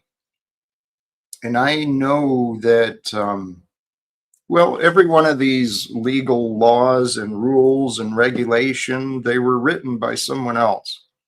And I really do think that we are here to become this body of goodness. And the body of goodness is going to unite to intervene against the evil forces. It's like a fairy tale that God's got us living out.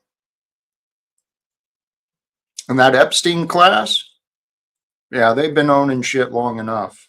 I think the tables are about to be flipped and switched if the collective, if the people, if we can choose to say, nope, we're changing it. Because that's honestly, guys.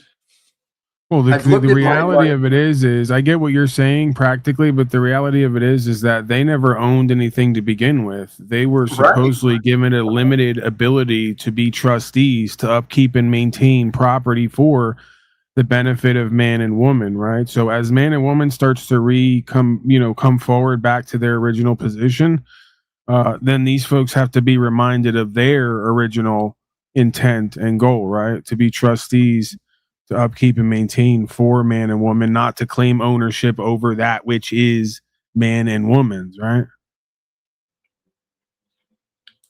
Yeah. The thing is the trust has been broken because I think faith has been placed more in the contracts, right? More in the rule of law than in the spirit of law. And the society we've got, it's facing a spiritual deficit for sure. Well, it's not even rule of law at this point versus spirit of the law. This is the rule of essentially pride and ego, that's talked about here so often, right? Oftentimes these courts don't even follow their own legal process, let alone lawful process, right? They're just kind of doing whatever the fuck they want to do. And that makes sense. When the inmates run the asylum and there's no accountability, it's only a matter of time before corruption and criminality becomes the everyday process of the day, right? Well, and it's funny too, because that was really the whole story of the Bible. Is they tried to give you some law, some carnal ordinance that was written down supposedly from God on high, that he, took his finger and carved it into stone tablets, but it wasn't sufficient. So this guy had to come along and set you free of all that, because it became your stumbling block. That was the thing that held you back from the spirit of the law, which was to be able to walk with the truth and know it. And they're still trying to dupe people with the same kind of concepts that, hey, your free will is not sufficient. You can't use your discernment. You need a governing of your mental to overlay and rule over you, to jurisdict your actions. But, and it's apparently corrupt too, right? Well, they live in it. I was going to say this place may as well be taken over by aliens who just understand our psychology better than we do. They always give us a symbol of the thing to worship rather than the understanding of how to get to the thing itself, right? Oh, you want true value and money? Here's a green piece of paper. Oh, you want rights and freedom? Here's a politician in a suit. Oh, you want God? Here's another goofball in a costume who's going to tell you all about Jeebus being your idol to worship, right? So it's always the symbol of power and value and sort of co-creation, right, and choice. never the understanding of the actual process of that or the experience of that. Think about that, though. Let's assume there's a reason for that, because I agree. We get the symbols, but the meaning is for ourselves to discover individually and collectively. That's the brilliant part of this. It is signs and symbols rule the world, right? It's not the individuals or the peoples. Hey, Paul, do you think, can I ask a question to that's you? Go ahead. Check. Yes. Yeah, I was going to say, do you think it's true that politicians, they're putting zinc in stuff in our fast foods, but it's for the RFIDs, right? It's so they can control us when we go out to eat. That's what I was thinking of. It's possible, but you say our fast food, and at a certain point I made a decision that I won't be eating out anymore anywhere, right? Like, I mean, at this point it's been over, going on 2 years since I think I've eaten anything outside of what I prepare myself. So, I mean, again, this is just back to common sense. If I didn't prepare it, I don't know what's in it. And in a world where corruption is the rule of the day, right, and criminality, I'm just have a hard time trusting that any of these folks running any of these corporations actually give a fuck about what's in their own food and their own product. And many of them are eating their own shit too. So that doesn't surprise me either, right? That they're literally poisoning themselves and each other because, hey, we're, the bottom line is all that matters. We're making money and it tastes good. So who cares about what's in it and what it's in there? I called that. I don't think it's all of what you said, but I called that sharing the load the other day. Right. I was here for that. I actually was a part of the sharing the load process. I think Dick was here. I enjoy sharing the load. And I noticed you're here as Dick today as well. Think and about this, the question is 2 dicks better than 1? Go ahead, Dick 1. Yeah. How does it feel to have 2 dicks in your realm, Jack Talcott? Exciting, right? Well, Dick is welcome. That's what you were looking for. Double dick. If they are, so if it puts you on the grid that you have the hand on the control to determine the trajectory, then you don't care if you're saturated with the nanotech or the things that, will dock you up, so to speak, or control your thoughts, because you're simultaneously the one that controls those thoughts. Just another kind of twist on it, right? So the one that has his hand on the wheel, he doesn't mind being saturated with it if he's at that level. I didn't follow.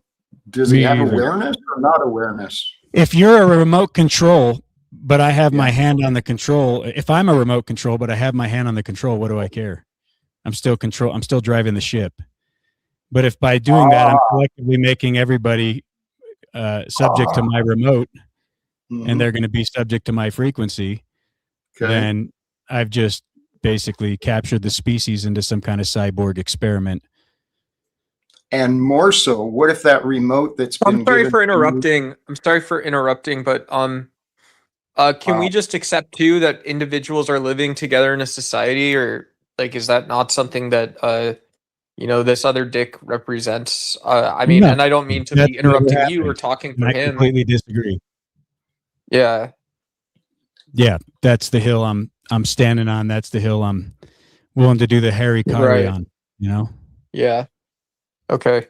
Yeah, once we do the thing of we're in something other than a universe, and even that's dicey, but the more statements we make, it's like an if-then proposition, right? So now we're in a society, so who created it? Therefore, who controls it? Who's going to set the standard, right? It becomes a collectivist endeavor. So it's like, we use these terms colloquially to try to understand the idea of like us all being here and in a general vicinity and doing what we call community, right? Like sharing each other products, services, ideas. But that's what advertisers want you to think, that you're getting the right end of the deal. And it's almost like I would say it's rarely the case. I don't know if that's right, but okay. Yeah, propaganda propaganda has proven to be very effective. It's effective it's a wise investment for those who want more power and control. I mean, that's why we've got celebrity status and all the sports games and, you know, the bread and circus. Keep the slaves entertained, keep them just enough. So, you know, give them enough so they can keep buying their bread and their Cheetos and their Doritos. And I got to tell you, though, I still feel great, though, about getting that free donut for the jab. That was a fucking deal. Oh, dude. Okay. Yeah, that hasn't aged at all, man. I mean, I sat around the other day going, man, if I'd have just taken that shot, right, I could go right now and get a free donut, like, and forever. That's hilarious. You know what I mean? That's hilarious. Never gets old. Guys, this time in history, the shit that we're seeing, you cannot make. I mean, it's seriously, it's such a shit show. You couldn't make this up and sell it to as script writers. It'd be too unbelievable. These characters of Trump and Hegseth? No. How did this happen, guys?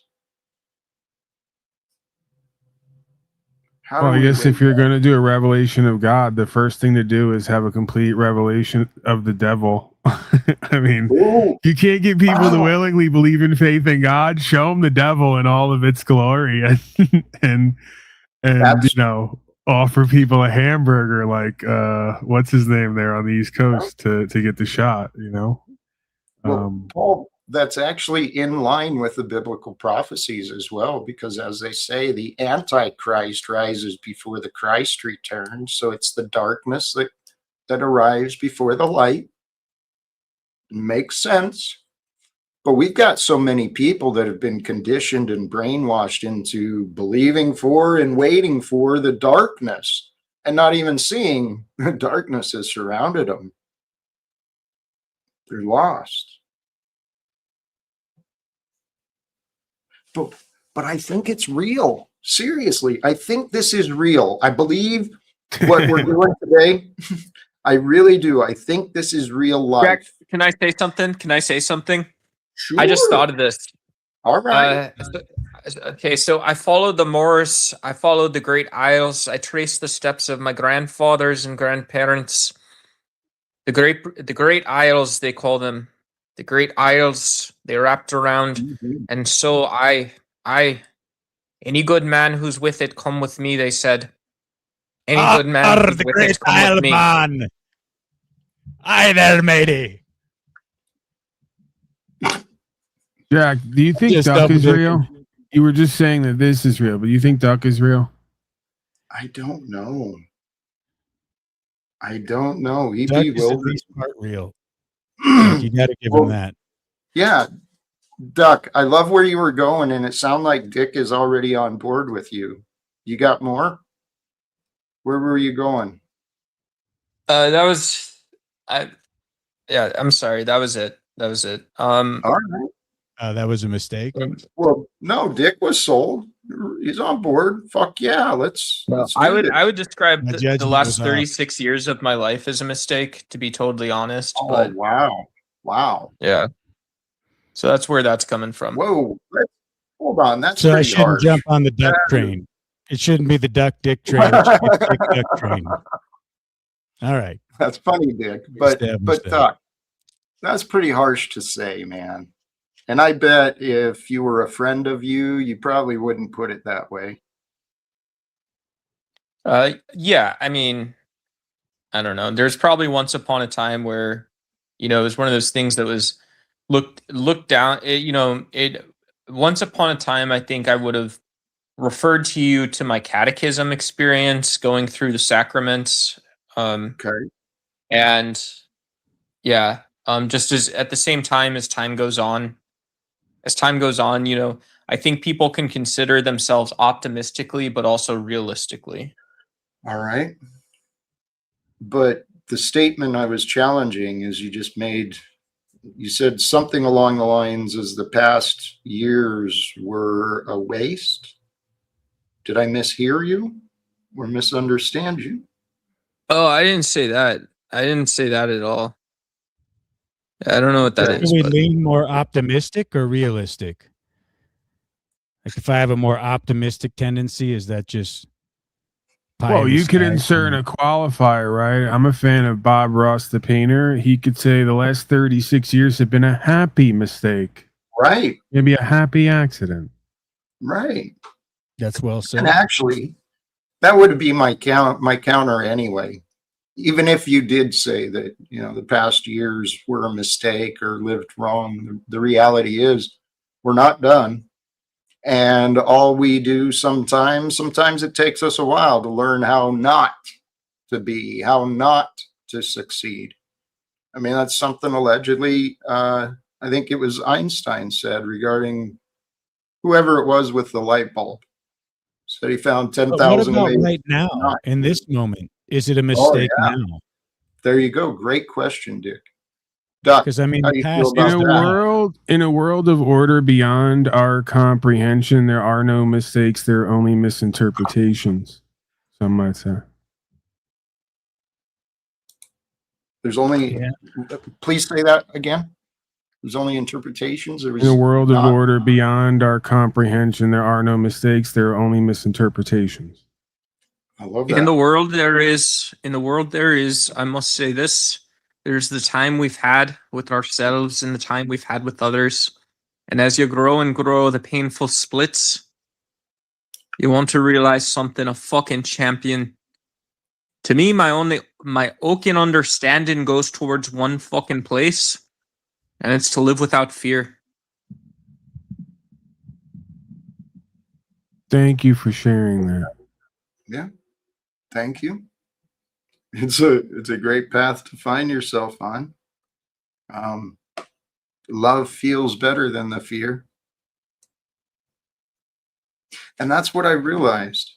The thing that held me back for most of my life, especially with my addictions, I didn't see it at the time, but what I was doing was battling my insecurities.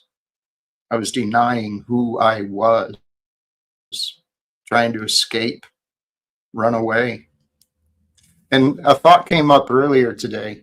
I mean, because I've got these goals that, is it out of my reach? Maybe. I think in some way, though, I feel like maybe it's not guilt-ridden, but I'm wondering if maybe I am repenting. Because when I came to my senses, I've known for a long time I could have done more. I could have done more to bring peace. I could have done more to stop the fights, to stop fighting. I could have done more. And since I'm still here, I want to see what can I do more towards these goals of bringing more peace. I don't know.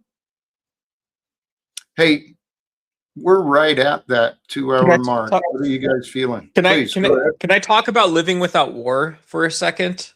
That'd be wonderful. Please, Jim. Okay. Yeah. And so I'm greatly inspired by this idea that I personally construct these ecological narratives in my head. I construct these physical narratives, these mental narratives in my head about what it takes to actually live in a peaceful world. And one of the things is these things contain the entire universe, but they only contain a small part of the universe. And so this is called non-duality or paraconsistent, where we can see ourselves in something small and imagine all of our history, all of our life is somehow like this other thing. And this might actually just be what the universe is like. It also might be delusion. And so to me, it reinforces this idea that we do. So, we do work hard. We also, me personally, I try to work hard, but I also try to live with humility, realizing small things can be a reason to live without war. Mm-hmm.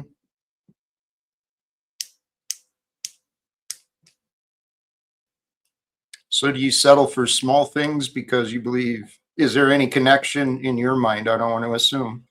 Is there any connection between big things and war? Oh, well, it's a willingness to learn, right? It's a willingness to learn until I can't anymore. And then I think the viciousness the rudeness as well as the civility of it, is that I appreciate that with other people, I have to learn 100 or 1,000 times more than I have to learn for myself. Because I myself am comfortable being vicious and cruel to myself, nasty with myself, and then with others.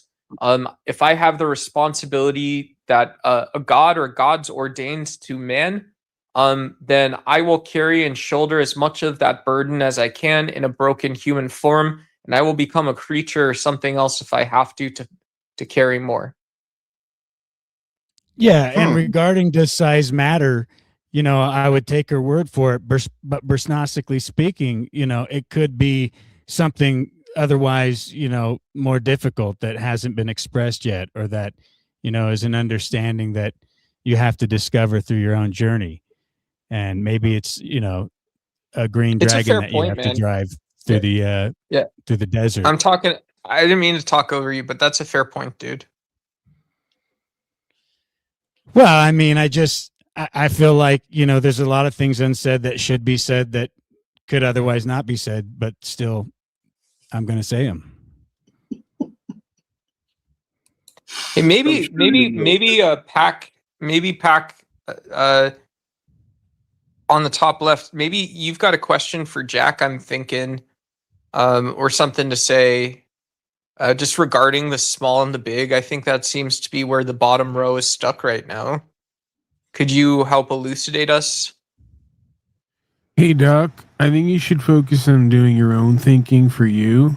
There's probably enough of a test and a challenge for you to get He didn't say anything to you. This is Dick. This is Dick talking. No, he did. Hey, Dick. Did actually, Dick number 2. It hit a nerve, actually. I got to be honest. That is a perpetual contemplation. But yeah, I would appreciate if you didn't do thinking for me. If I need that, I'll let you know, actually, because I actually might need that. You never know. So I'm going to take a rain check on that. Thank you for offering that. Okay. Yeah, no worries. Yeah, no worries. Thanks for the insight, Dick.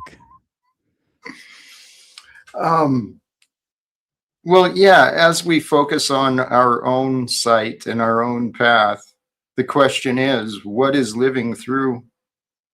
What is living through? In the dreams and the goals that you've got, in the path you're choosing, what is living through? What would you say, Duck? I love putting you on the spot. Yeah, I mean, I think in the darkest of circumstances, you would, for me, not you, I'm talking about someone else. In my darkest of circumstances, I would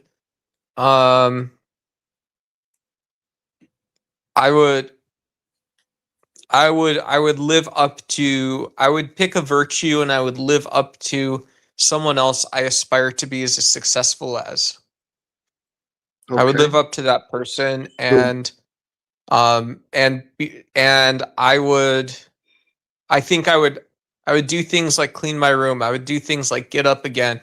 I would do things like cook healthy food, and I would do the sort of that base layers the way I think about it in order to go do the next level of things I have to go do. All right. And so where are you at with it now? I mean, what prevents you? You said you would do it. Are you not doing it now? Are you not getting up, making your bed, taking care of yourself, getting shit done? Are you not doing that now? Not really, but I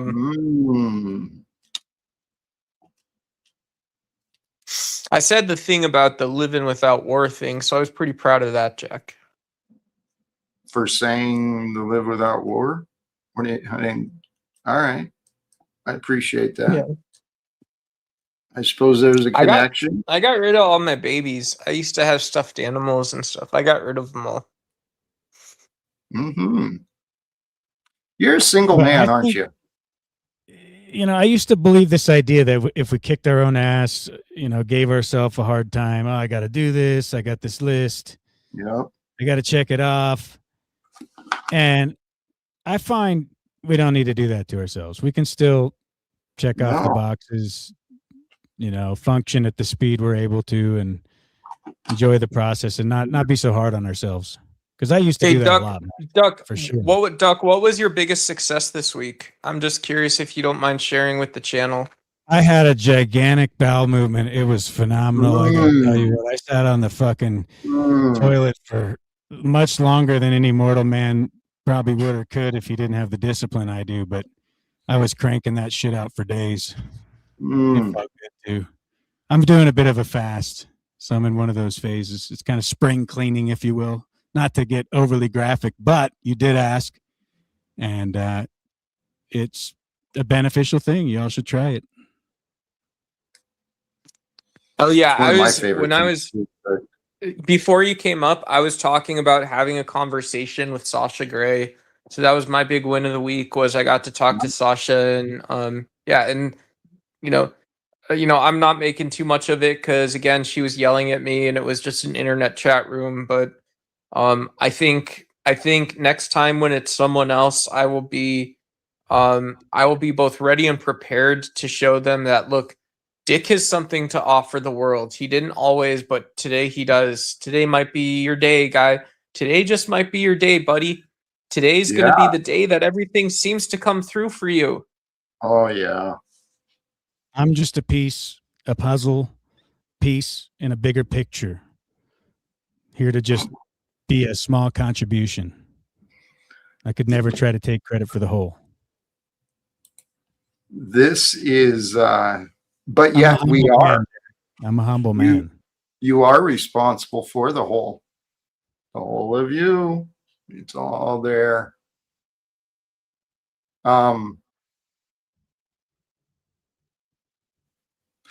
However, sorry, Dick brought up Dick Duck, you guys are messing with me. You guys are coming up with stuff.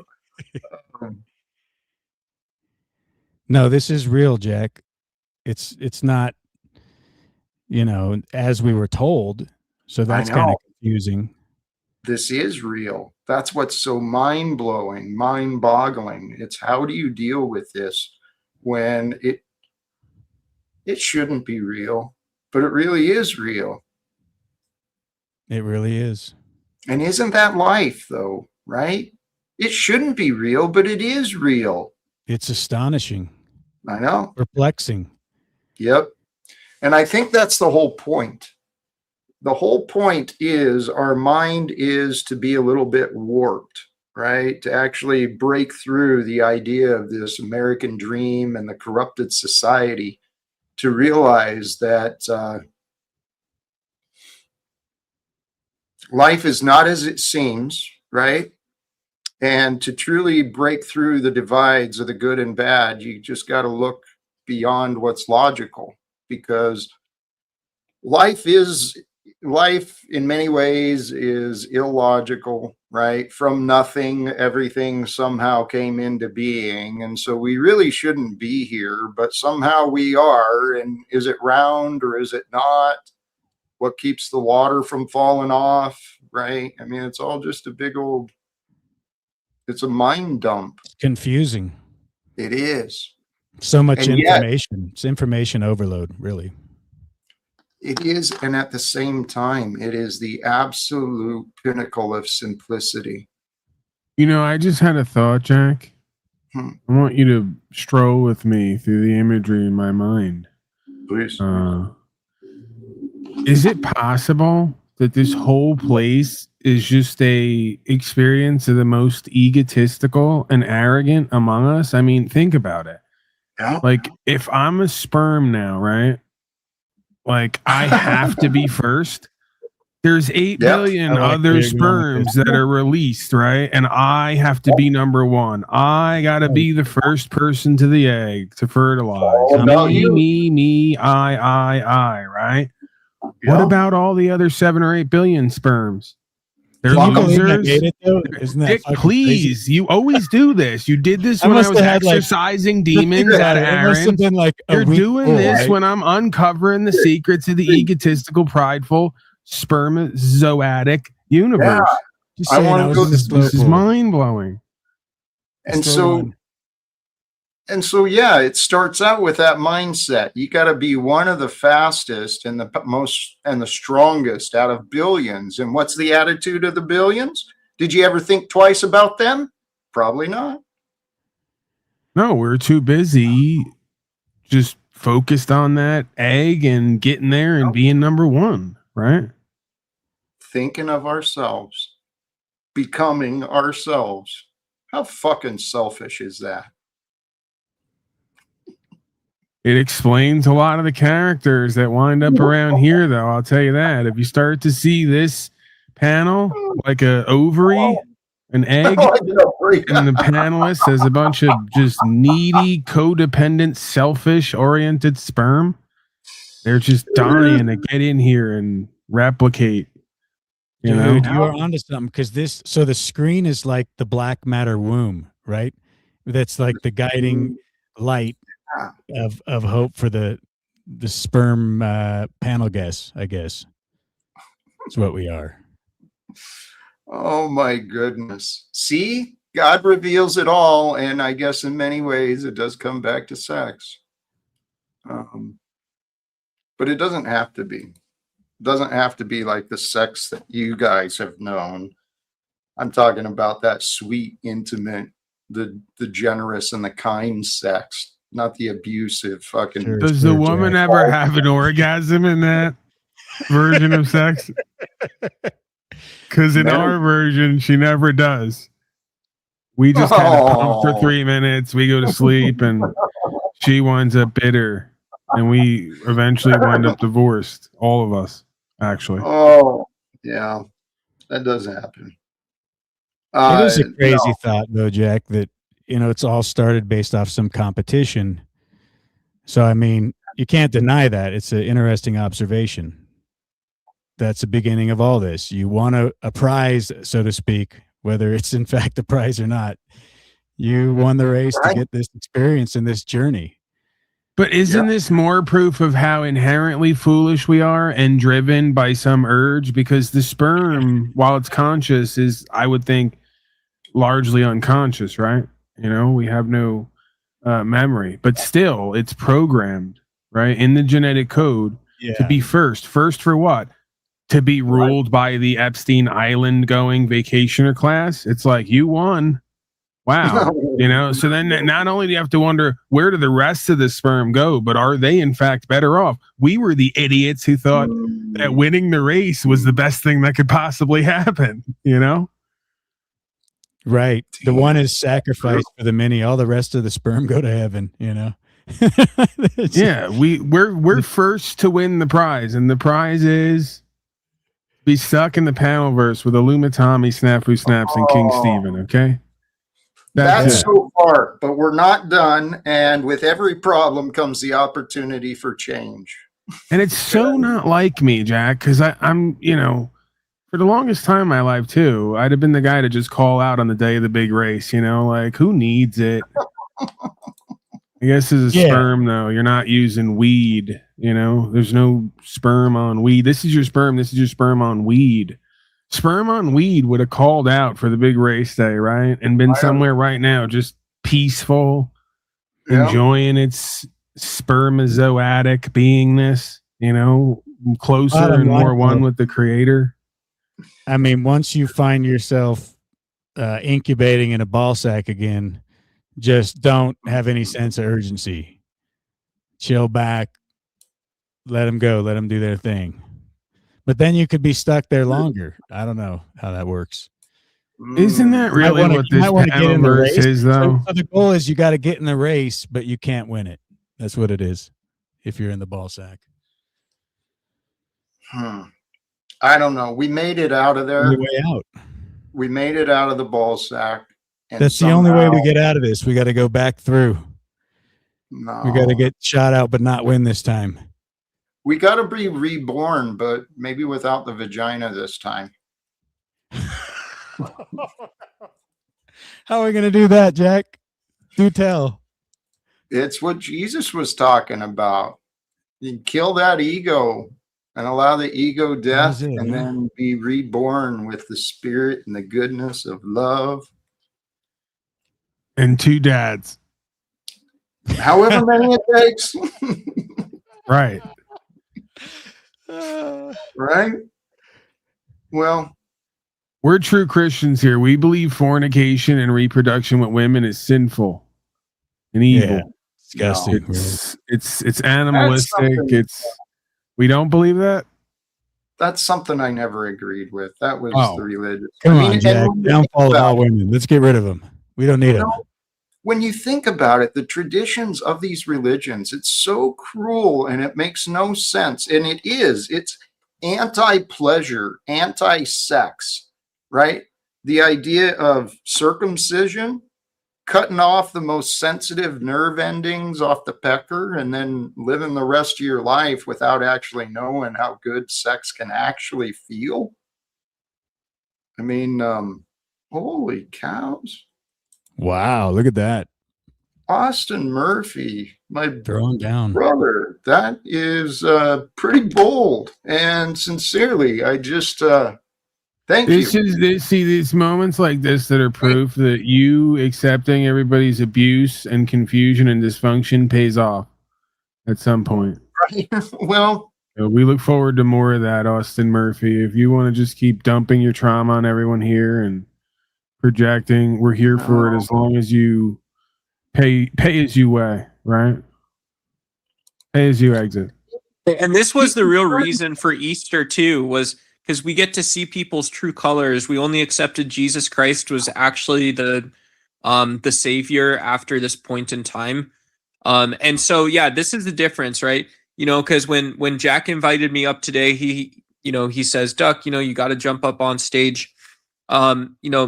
This is just the one thing I'll mention is for a lot of people, they're reluctant to be honest and be charitable. I can be honest, but I'm very broke. So I don't be charitable. So that's cool to see too, the red super chat, Austin. Hey, Doc, I'm sure that you eat probably 2 or 3 times a day. I saw you there with a can of beans yesterday. That's proof that you're eating something. It takes a very small commitment to dedication to maybe skipping a meal, right? You skip 1 can of beans a day, let's say, what is that, 90 cents, maybe $1.20 something at your local slave mart, right? That adds up. That's $30 a month. Now times that by 100 or 1,000 folks, right? So literally, like a canned food, like a canned food Top Gun, like a canned food Top Gun. Please don't interrupt when I'm trying to give you great advice on how you could not only cut your calories, okay, and sort of be more like the creator and fast, but also to give back to all that's been given to you, if you so choose to, right? And thank you, Austin Murphy, for your continued charity and hospitality. Absolutely. We didn't go to the island with Austin Murphy. We didn't do what he did at the barracks when he didn't go to war. We weren't a part of any of that, but we appreciate Austin Murphy, and we're a part of his charitable associations and deeds, right? Everything that he did good, we're a part of. All the other stuff, we had nothing to do with that, okay? I just want to be clear about that. Go ahead, Jack. I gotta make sure. Yeah. We got to make sure, as someone who studies legal and lawful, I got to make sure everything's on record properly, Now, isn't there a way if he needs to go to the liquor store later, he can get a refund on that or something? He can apply for to get the money back. So you got to wait. You got to have the holding period 24 hours, Jack. Make sure it goes through. Nah, you can always apply. I mean, I'm a generous guy. I don't mind. What was Duck doing? Did he leave or Duck? I think he changed forms. What's up? No, did you leave or you're back or what's going on? Welcome. I just saw you in the back. I disassociated again, I think. I didn't know who was talking. Okay. That's all right. I'm glad you're here today. Don't feel bad either. That's part of the reason we all come here, right? Detachment, disassociation, disempowerment, basically anything that starts with a D. I've learned. It is the patterns. Well, it comes from being neglected, from feeling neglected. The feeling of being ostracized or left out. It can build up these walls. We can numb ourselves and create these barriers that people really can't get through. I've done it. I've witnessed it. I've dated women like that. These big fucking barriers. You can't get through them. They're just filled with anger and defensiveness. Those were the women I used to attract, apparently. Now, do you think that's because it's also you, that what you put out was what you got back? It was. You do recognize that. I didn't see it. I didn't see my anger and defensiveness, but okay, now this is perfect because I've been talking with others recently about this, and I think this kind of brings us back home. There is then a reason why when I go on Facebook dating, I only get matched with obese African American transsexuals, right? There's something there. Looking out as for far you. as as far as a mirror of who and what I am, right? Like somehow, some way on a metaphysical or quantum level, my shadow or my reflection cast is obese African American transsexual. It wants you to bury your seed into the dark matter womb, you know? Yeah, I got it. Really what it is I think that maybe my Instagram or internet algorithm is tied to my cosmic algorithm. I need a wipe. I need a factory reset on everything, right? I've corrupted my cosmic algorithm with my digital algorithm, you know? Oh man. I get that. My first response was maybe it's that Facebook dating thing, but there might be some truth, man, because I ain't gonna deny your experience either. Wait till they make it like barriers to access with tiers where you would have to pay money to get like the visibly top tier women or whatever, or you know, vice versa for the guys. Because they got to monetize this more, right? What are they going to do next? They've made people just basically fucking meat on a platter that you can choose from. So the next thing is, if you want to get the ones with the best stats, you got to upgrade your membership. It's just it's a shit show. I don't think there's anything to be found in that arena, but I hope it works for you, Paul. I'm starting to see why all the voters and taxpayers empathize with the island goers, right? Because if you keep getting back, obese African American transsexuals, and that's not who you want to like have life partner stuff with, then we may need to take a trip. You know what I'm saying? We need to get a passport. You're going to be an expat. Yeah, I mean, I figure at least get me like an Asian transsexual because they tend to not be obese anyway, right? Isn't so we there cut out the obese thing. Something, bro. It's a something, bro. Passport, bro. Dick. All you got to do is take what I just said and put it in front of bro, right? So we got to get a passport, bro. Yeah. Okay. I'm slow on the uptake. Takes me a while on these things. And then there's tranny bros, right? But that's a whole other thing. Let's get back. Which one's more appealing to you, though? Are you going as a passport bro or a tranny bro? No comment. I can't confirm or deny. National security reasons. Let's get back. Let's get back to Jack. I don't even know why that question was asked. Yeah, Please he's got a really morbid mind, Jack. He's a reprobate mind, this guy. Oh, I might watch it more if it's tranny, Paul, but regardless, I'm tuning in. It's worth a show if Paul's involved. Tuning in for sure. I mean, that would be exciting. Huh? That would be exciting. Paul over in a foreign land trying to pick up, actually people he can't speak their language to. Be interesting. It could be interesting. There's people doing that already. And something Paul said, I think I heard him say, the idea is such dissatisfaction from the dating pool here in what we find. It does cause people to start going elsewhere. Buddy of mine, that's what he did. I guess he might be one of those passport bros. He found himself a wife from the Philippines, married her over and processed the paperwork. I know you guys don't want to hear this, but are you not manifesting that by just buying that narrative, they're selling you that all women are flawed. There's no hope. It's a terrible fucking situation. The female male dynamic is completely skewed, and the Americanized woman is, basically. Okay, Dick, I want you to imagine something. Just think about it. These panels are a cross section of society on some level, right? That means that the women that we're all interacting with or dating on some level, to some percentage, has already slept with or been in a relationship. And by slept with, I meant fornicate with the likes of Snafu Snaps, Olima Tommy. Yeah, you see where I'm Scott 2B. One of his studio sessions when he's recording one of these country songs for young boys to sing. Yeah. Right. Thought, right. I mean, so you got to wonder, right? Like, is the dating pool, in fact, so saturated and corrupted and fallen that maybe we have to go outside of traditional means in order to extract what we find necessary and proper? It is a possibility. We have to go backward to go forward, right? Yeah, but you're him. That's me. That's you. That is you. So you can find the diamond in the rough. You can attract that in. You got this. Actually, there's another aspect here that I want you to kind of consider. The fact that the game is not done.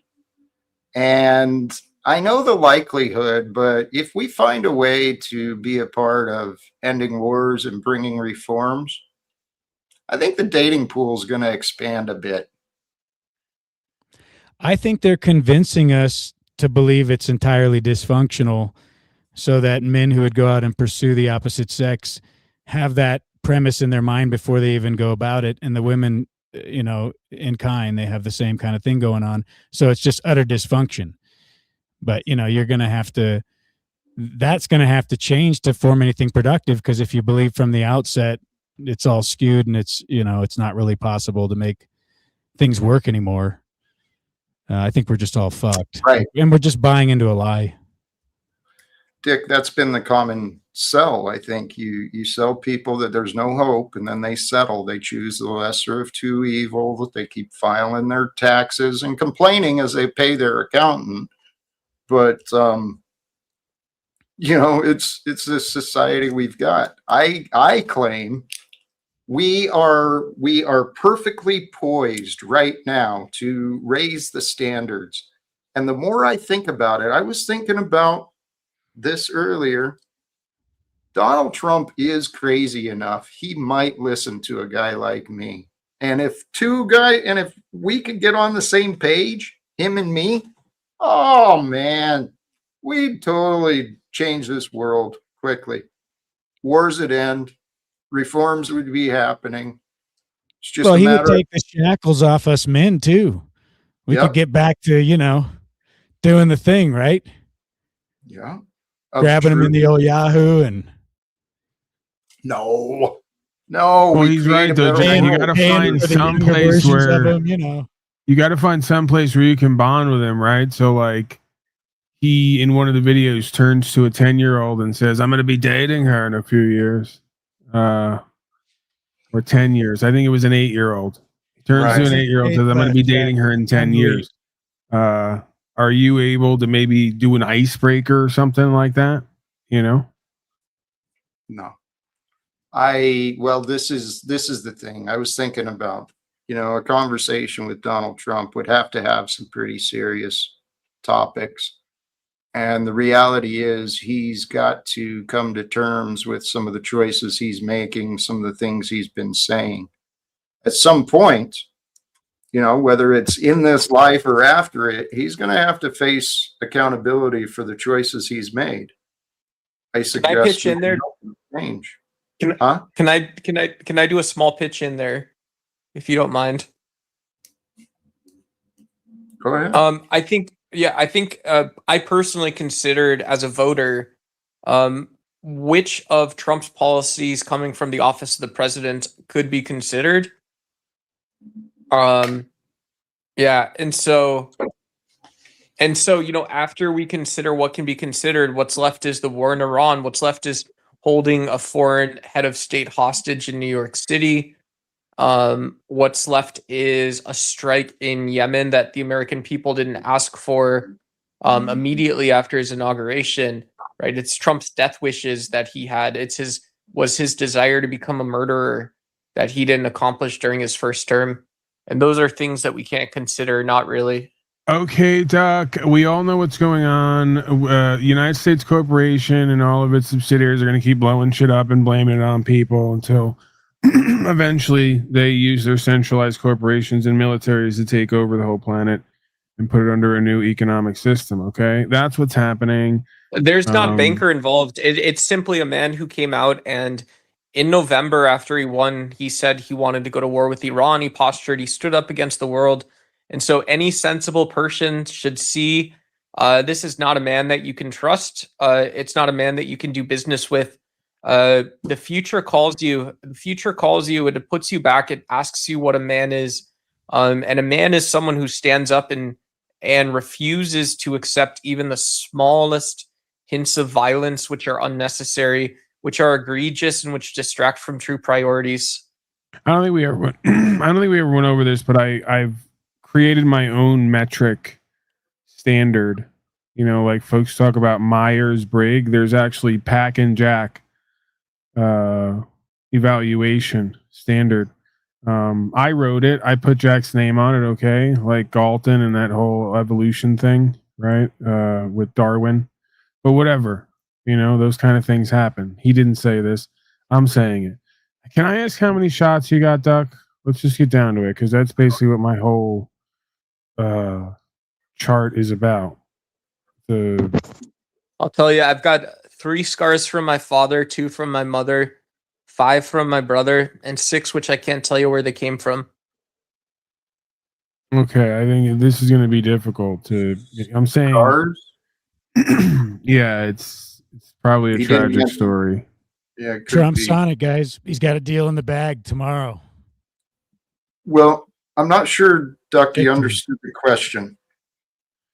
Yeah, I was talking about like the last however many years. Remember the stuff in the air? We had to get shots for safety. Did you get any of those? Pray tell. I didn't hear any of them. I got all my vaccines. I don't want my grandmother getting sick. Does that make sense? Am I allowed to just not want my grandma to get sick? Totally. That makes sense. Okay. And that, folks, is a perfect example of what I'm talking about. So when folks argue with me about they can see through things and they know and it's got to be this and all that, and then I go, okay, take my standardized Pack Jack evaluation test for intelligence. They go, I got all the vaxes and more. I even want new ones. I want all the next ones that haven't come out yet. They're subscribed for a lifetime. They have lifetime subscription, right? That's when I start to doubt the sort of integrity of the credibility, right? And the sort of perspective of the being putting it forth. Yeah. Did you get a donut or a hamburger at least out of the deal? You know, you didn't negotiate or anything? No, it was for safety of grandma or auntie, I think is what he said. Totally. When Bill Gates and Fauci and Donald Trump and others come out to tell you all to do something all at once, it's always for the safety of mom and grandma and the children. You know, why else would they all move in unison? Am I right? You'd have to be some crazy theorist to think otherwise. These are loving people, Jack. Very peaceful and loving people. I know. They'll tell you too. You just got to sit down and listen to them. Hey, Lex Animita, I'm not sure if this is the one you meant or not. We already shared this earlier. Many are hoping Jack Talcott updates the viewers by reading Donald Trump's tweet from this Easter morning. And I believe this is from this Easter morning from real Donald Trump. Tuesday will be Power Plant Day and Bridge Day, all wrapped up in one in Iran. There will be nothing like it. Open the freaking straight, you crazy bastards, or you'll be living in hell. Just watch. Praise be to Allah, President Donald J. Trump. And I haven't confirmed that, but if that is real, Sorry to act out, but what a douchebag. What a douchebag statement to say. Yesterday he was saying, open the open the motherfucking straight. You know, what a mean guy. What just a and what in like officially what an awful thing to say, I think. You know? Yeah, I took the jab because my friends were doing it and I thought it sounded cool. Yeah. There's some that do that. Huh? Right? I actually had a woman who interviewed me who later took it, who said that everyone should take it because it unlocked her psychic powers. Ooh. So yeah, that was one of my favorite sort of narratives. But that is a concern back to the dating thing, right? Is you would not want to copulate with a woman that had actually partaken of that. It's a real concern. Oh, not only would I not want to, I haven't, and the majority of folks who I met, they're put off by me that being my first question, let alone them not getting past the answer, right? So, and then you got to read the liar too when they like look up into the left when they're saying it and real kind of, not assured of their answer. I think we have a guest. Yeah, I know. Well, we're getting started all over again. Over again. That's awesome. We're actually nearing completion, but Snafu, what are you bringing? Welcome back. Yeah, as you guys are fucking talking, shit's going down. It's hilarious. No, not fully verified yet, but reports of Trump in a hospital. But again, this is a systematic setup because imagine if a trigger is pulled and all of a sudden the King Trump, as prophesied by David Goldberg, Pedo Pogo Optics, all of a sudden is gone or resigns or health issues. Even Alex Jones is reporting on the hospital optics if it could happen or not. But again, these big moves, the reason, and again, look at what Larry Elstein just did yesterday with Oracle. There is a big transition of powers, including how we use internet coming. So buckle up, folks. Well, why don't we change it? That's what I'm suggesting. Snafu's been buckled up in his. I offered to have you call the United. Snafu's been buckled up in his hospital bed for the past 3 years. Who's still buckling, telling everyone else to buckle up. Right? Like, buckle all right, Snafu, we're buckled up. We're not going to fall off. Jack, you're fake. You're fake, Jack. I offered to help you. You denied to help. Margot's offered to help you. You denied to help. That's not right. It's Snafu, you really need to listen to yourself and I'm recognize watching you. I'm listening to you. You just compared you to Margot. That's you. In my experience. Okay, then let's call the United Nations right now, Jack. It's 3:00 Arizona time. Let's call them right now and get you a meeting. Let's call them. Sunday, they have many departments. No, let's call. Yeah, Easter Sunday, motherfucker. Let's get a secretary on. Are you coward? Are you afraid? Are you living in fear? Are you in fear? I would host that event.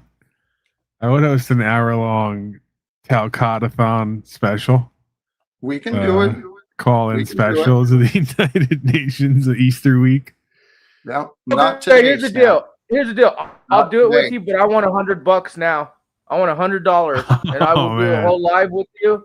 We'll go and I'll get the numbers and everything. I'll hold your fucking hand like the person that I have to be, and I will get the content of you actually calling different agencies throughout an hour, multiple meetings, possibly set. But I want $100, Jack. Yeah, I know. I would be more comfortable paying you $100 to stay the fuck away from me. No, that's 200. 200, I'm down. I'll disappear for a month. And he drives hard. He's willing to negotiate, Jack. You gotta love how retarded Snafu is, where whatever you tell him, he just goes, "What's a lot?" real quick, and he goes, "Double that." Okay, that's what I'm gonna do. He could have came in for probably at least 1,000, if not more. Yeah. Jack would have seriously considered it. Yeah, I know. They're constantly outsmarting themselves. And literally what he's offering me is $100 to work with him or $200 for No, him to leave. $100 for me to hold your hand. Find It's the still a multiple better phone deal numbers than to call. Landry, right? Find If you look at it. multiple agencies for you to talk to try and get a meeting. Anyway, with you. Actually, let's you're right. go. He's offering you less than nothing. He's offering you the absence of his beingness. If more people around here would have offered that for payment, you might be way ahead of the game. Yeah. You know, you could have saved a lot of time and energy. No. El Perro, Short Bus, how you doing, my friend? What's going on? Greetings, everybody. Thanks for having me up. You know, I was just listening. I was, according to the rhetoric, I was contemplating this moral authority, you know, this individual sovereignty that we supposedly have, as opposed to this collective government and all these wars and everything. The moral question of authority, where does it rest? On a stamp. If it's individual subjective view, then I would pose that it's the individual sovereignty. And as far as my research goes, that all of the cultures that I've researched in regards to their religion is where they get their authority, because they all pose that they have this God, and we are mere pass-throughs for that authority. So that individual moral stance is based on that individual view of what that God is. And I think a lot of us have been delusioned and distracted and misguided. And I think that moral authority, again, comes back down to the individual in what they can and can't do. So in this worldview thing, there's not a one of us individually that can really do anything about that.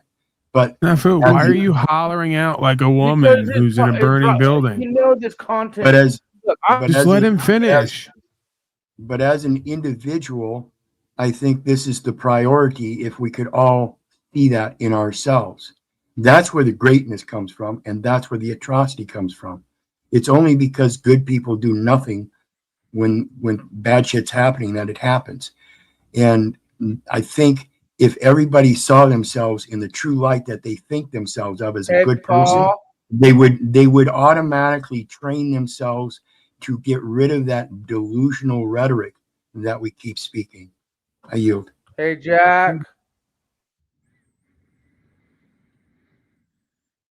He's taking a break. Done with it? Snaps.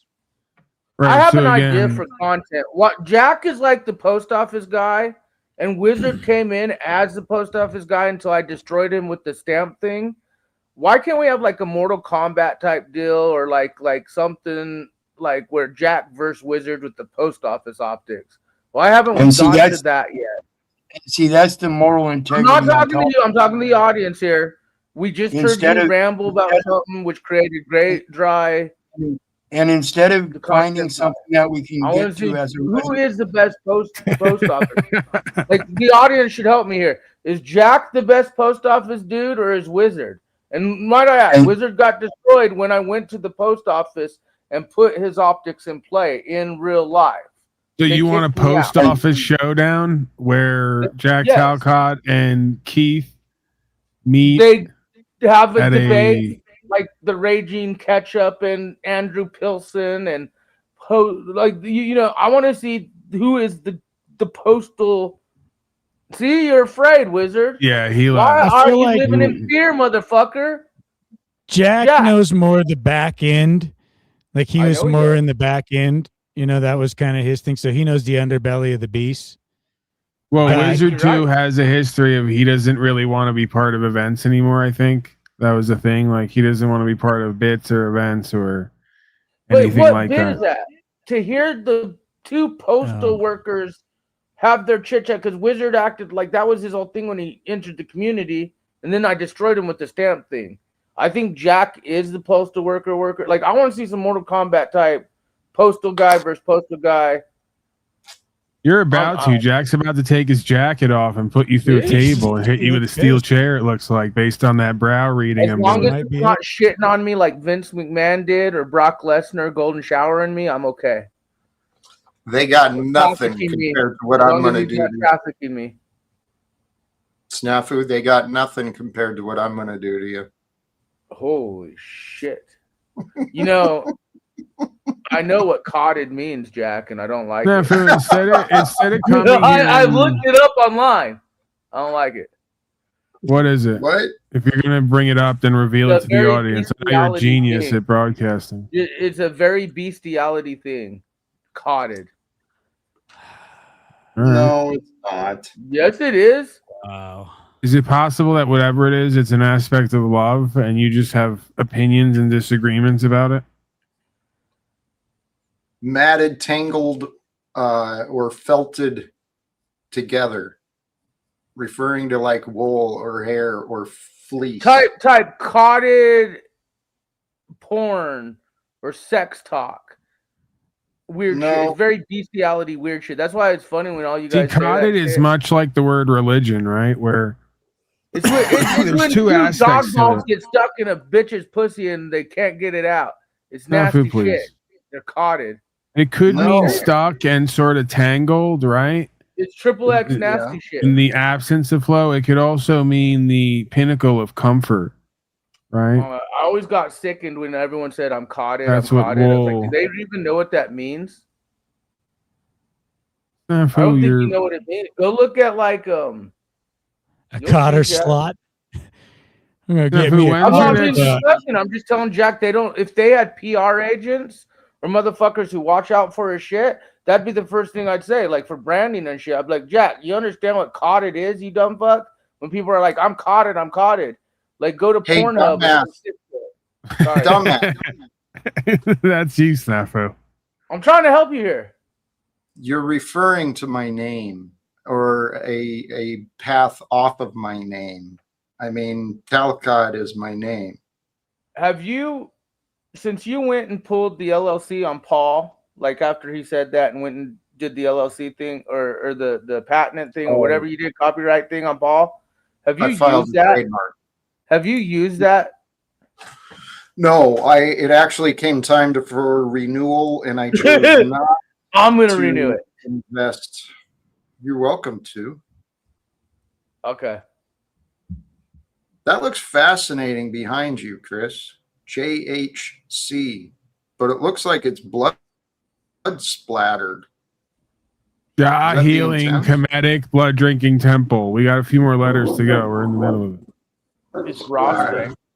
It's real blood. Ja healing, comedic, blood drinking temple. We got a few more letters to go. Yeah, Jack, why aren't you out there at the shop? It's from the blood why aren't you out there at Rasta's shop?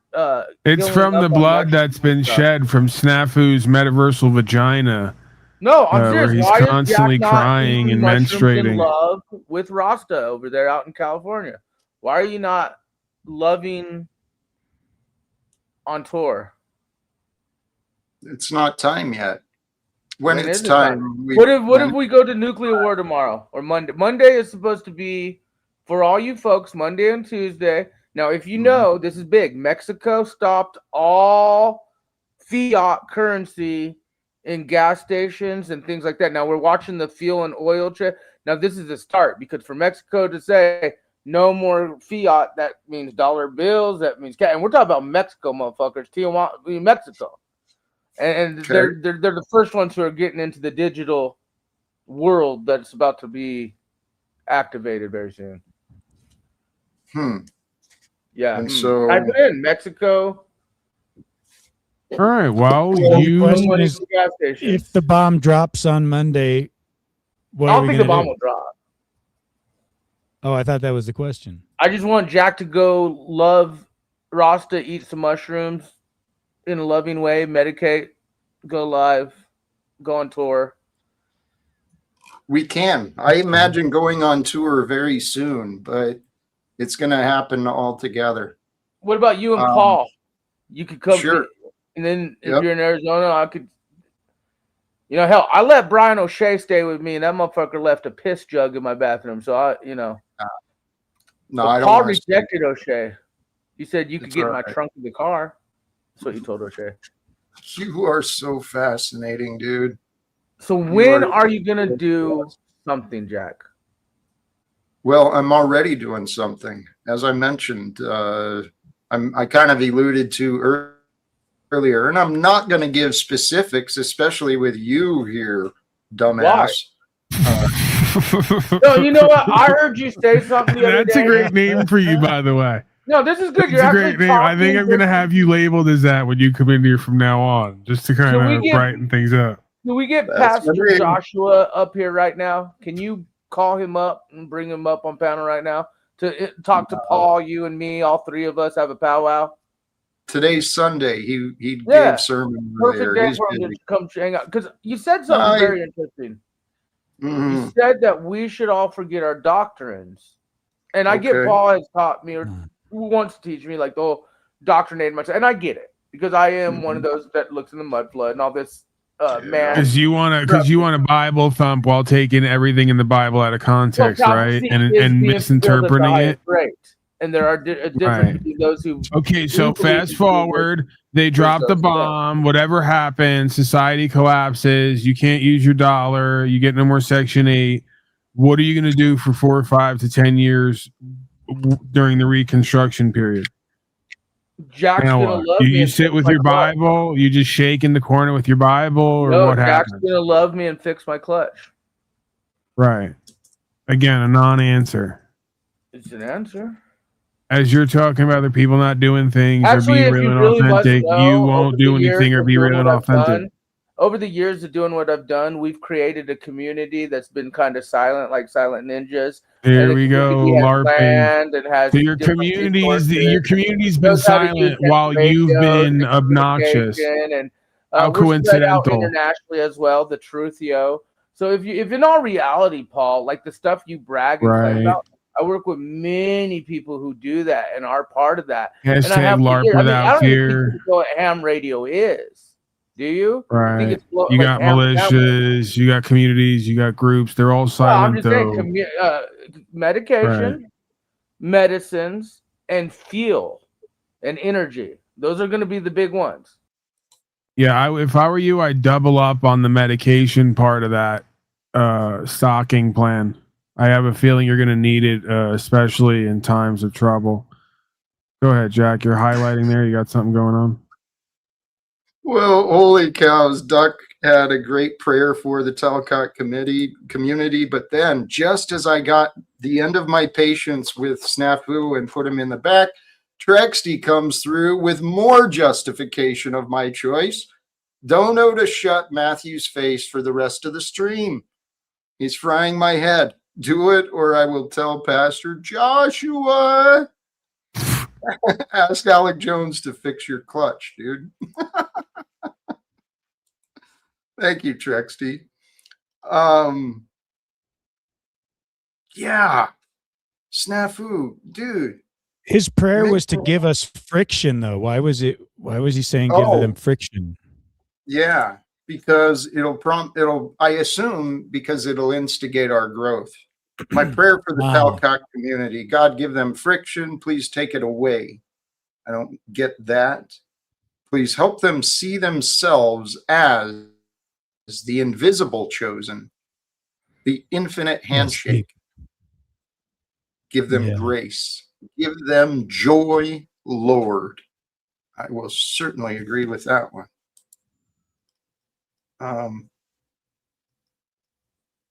But I do have prayer for this community. And it's not just the Talcott community. I think, it starts as this online community, but the online community represents offline communities. And my hope is for all the offline communities, right? For all of us to unite together with a greater purpose, a greater focus on love. So what's the plan, Jack? What are we doing now? The plan is, well, there's a number of different variables. At the greatest level, we surrender ourselves and we trust in God, and we walk with peace and love and allow peace and love to guide our choices and our ways. Seems boring. Sounds kind of boring. No, I like that. I don't think that's boring. If we can actually embody that and hold that space, that's beautiful. If I might ask, and I'm not asking necessarily for me, for a friend, What do we do with all the folks who have literally trained themselves or been trained to have a fight or flight nervous system constantly in order to keep themselves engaged in something they find meaningful? You have to give them the full exorcism, Paul. You got to put them in the woods and shackle them to a tree for probably a couple months would do it. Brothers and sisters, we have an opportunity here to love Snafu and others and set them free. And by set them free, I mean chain them up, of course, in the forest. Mm-hmm. And if they survive, which I have faith in God that if it's meant to be, they will survive. If they are witches or warlocks, they will in fact perish at some point. Yep. God will sort them out. Until then, though, we're going to take a collection for this event. We've yet to name the event because I just came up with it right now. But we'll see. See, I feel kind of bad, Jack. I know that she paid. See, and again, we're back to the whole corporatist profiteering thing, right? Like it's Talcott Inc. We're going to profiteer by kicking Snafu up. And now he's back there and he's kind of like leaning in. He's on camera. He's leaning in, looking pathetic, almost needing and wanting love. You know, if we're doing life coaching here, I mean, he's got to be our number one person who needs it. You know? He's crying out. Look at him back there. He's back there with his arms extended. No, I wasn't saying you leave them unattended to starve and like do that whole thing where if they're worthy, the God will save them. I was thinking Jack would coach him. I've tried. But if he was shackled, he'd be a captive audience. Like he couldn't go anywhere. You could just coach him for a week straight. Yeah. You'd break him. What was the idea?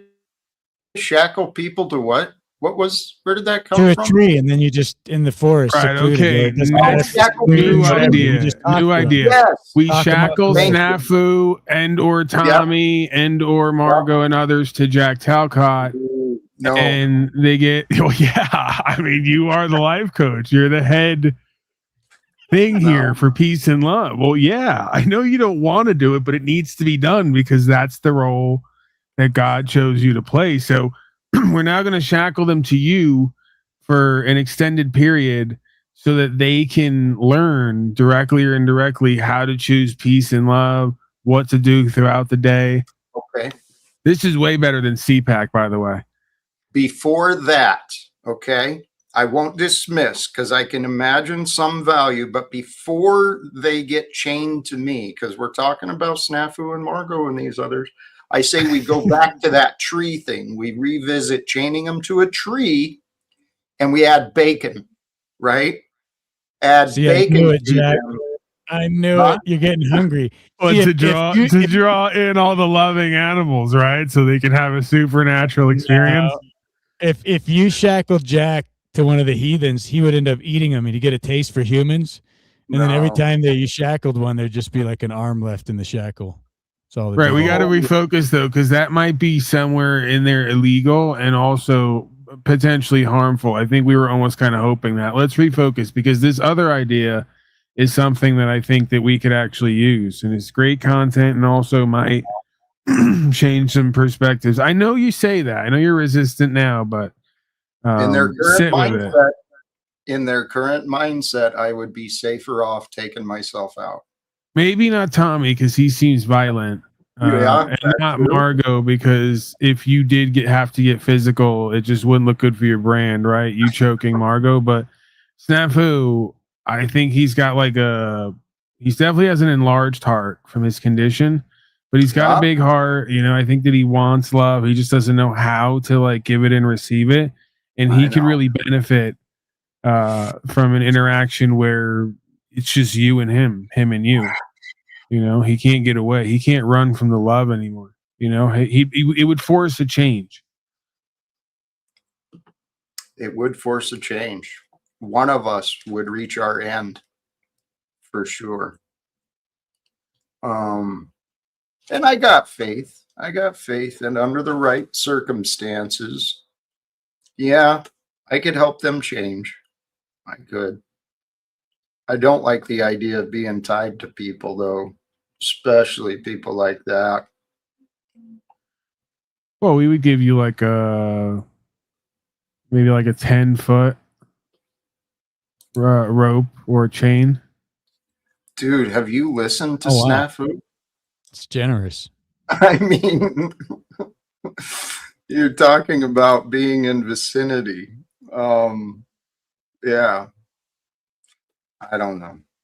Actually, we're hitting this 3-hour mark. I think we should leave it kind of suspenseful for the future. Figure out what's going to happen from there. Do you want to give your guest who's named Dumbass a final word? Yeah, we will. He brought some donations today. Dumbass, final words?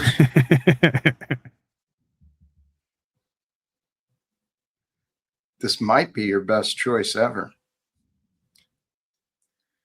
Hey, Chris, blessings to you, brother. You all too. Good to see you all and have a great day or night. Thank you, Chris. Much Thank love. you for being here. Absolutely. Bye, y'all. Jack, thanks for having me up. Paul, good to see you. Cheers, Snaps. You all have a great rest of your afternoon. Cheers, Chris Rasta. And we'll catch you on another one. Peace. Thank you, Nicholas. Thank you for being here.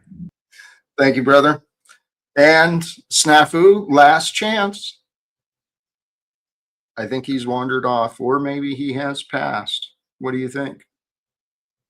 I want to believe that he hasn't left us yet completely, but see, that could happen anytime. That's part of our guilt, right?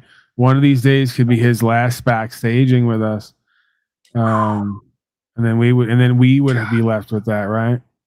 Snafu died in our backstage and we can no longer loop with him. He's going to the great loop in the sky, right? The great Panelverse loop in the sky. All right. I'm leaving everybody with that poetic imagery. God willing, that's not the case. Merge still going strong. No signs at all of any chinks in that armor. And God willing, many more moons. So choose love, peace for everybody. Live without fear. And shout out to Lar Paul, the young Puerto Rican troll in chat, as he's been called. We love him. We love him. We love these people. Yes, we do. We do. Much love to you. Blessings to Paul, to everyone. Dick, Freedom Grower, Snafu, all who joined the panel today, all who joined in the chat, all who joined, period, whether it's live or later. Today is the day celebrating the resurrection, celebrating the day of Easter. Easter blessings from me to you, and the reminder in the background, rejoice and give thanks to the Lord, not just for today, but for every day, and truly invite in that spirit, that power of life and love, and allow that power of life and love to be lived with you. I do this often, not just in my days of worry and my days of fear and confusion. I invite Christ, Jesus, I invite God to be with me, especially in the days I celebrate. Because when I can turn to God with thank you and gratitude for real in the times when I can celebrate, then the times that I'm afraid and I'm worried, it doesn't seem like such a far distance away, right? God's love, God's grace, God's greatness is there for you. I'm going to wrap it up here. Brothers and sisters, thank you again. From me to you, and until next time, choose love, peace for everyone, walk with faith, and live without fear. Thank you again, and God bless us all. Peace.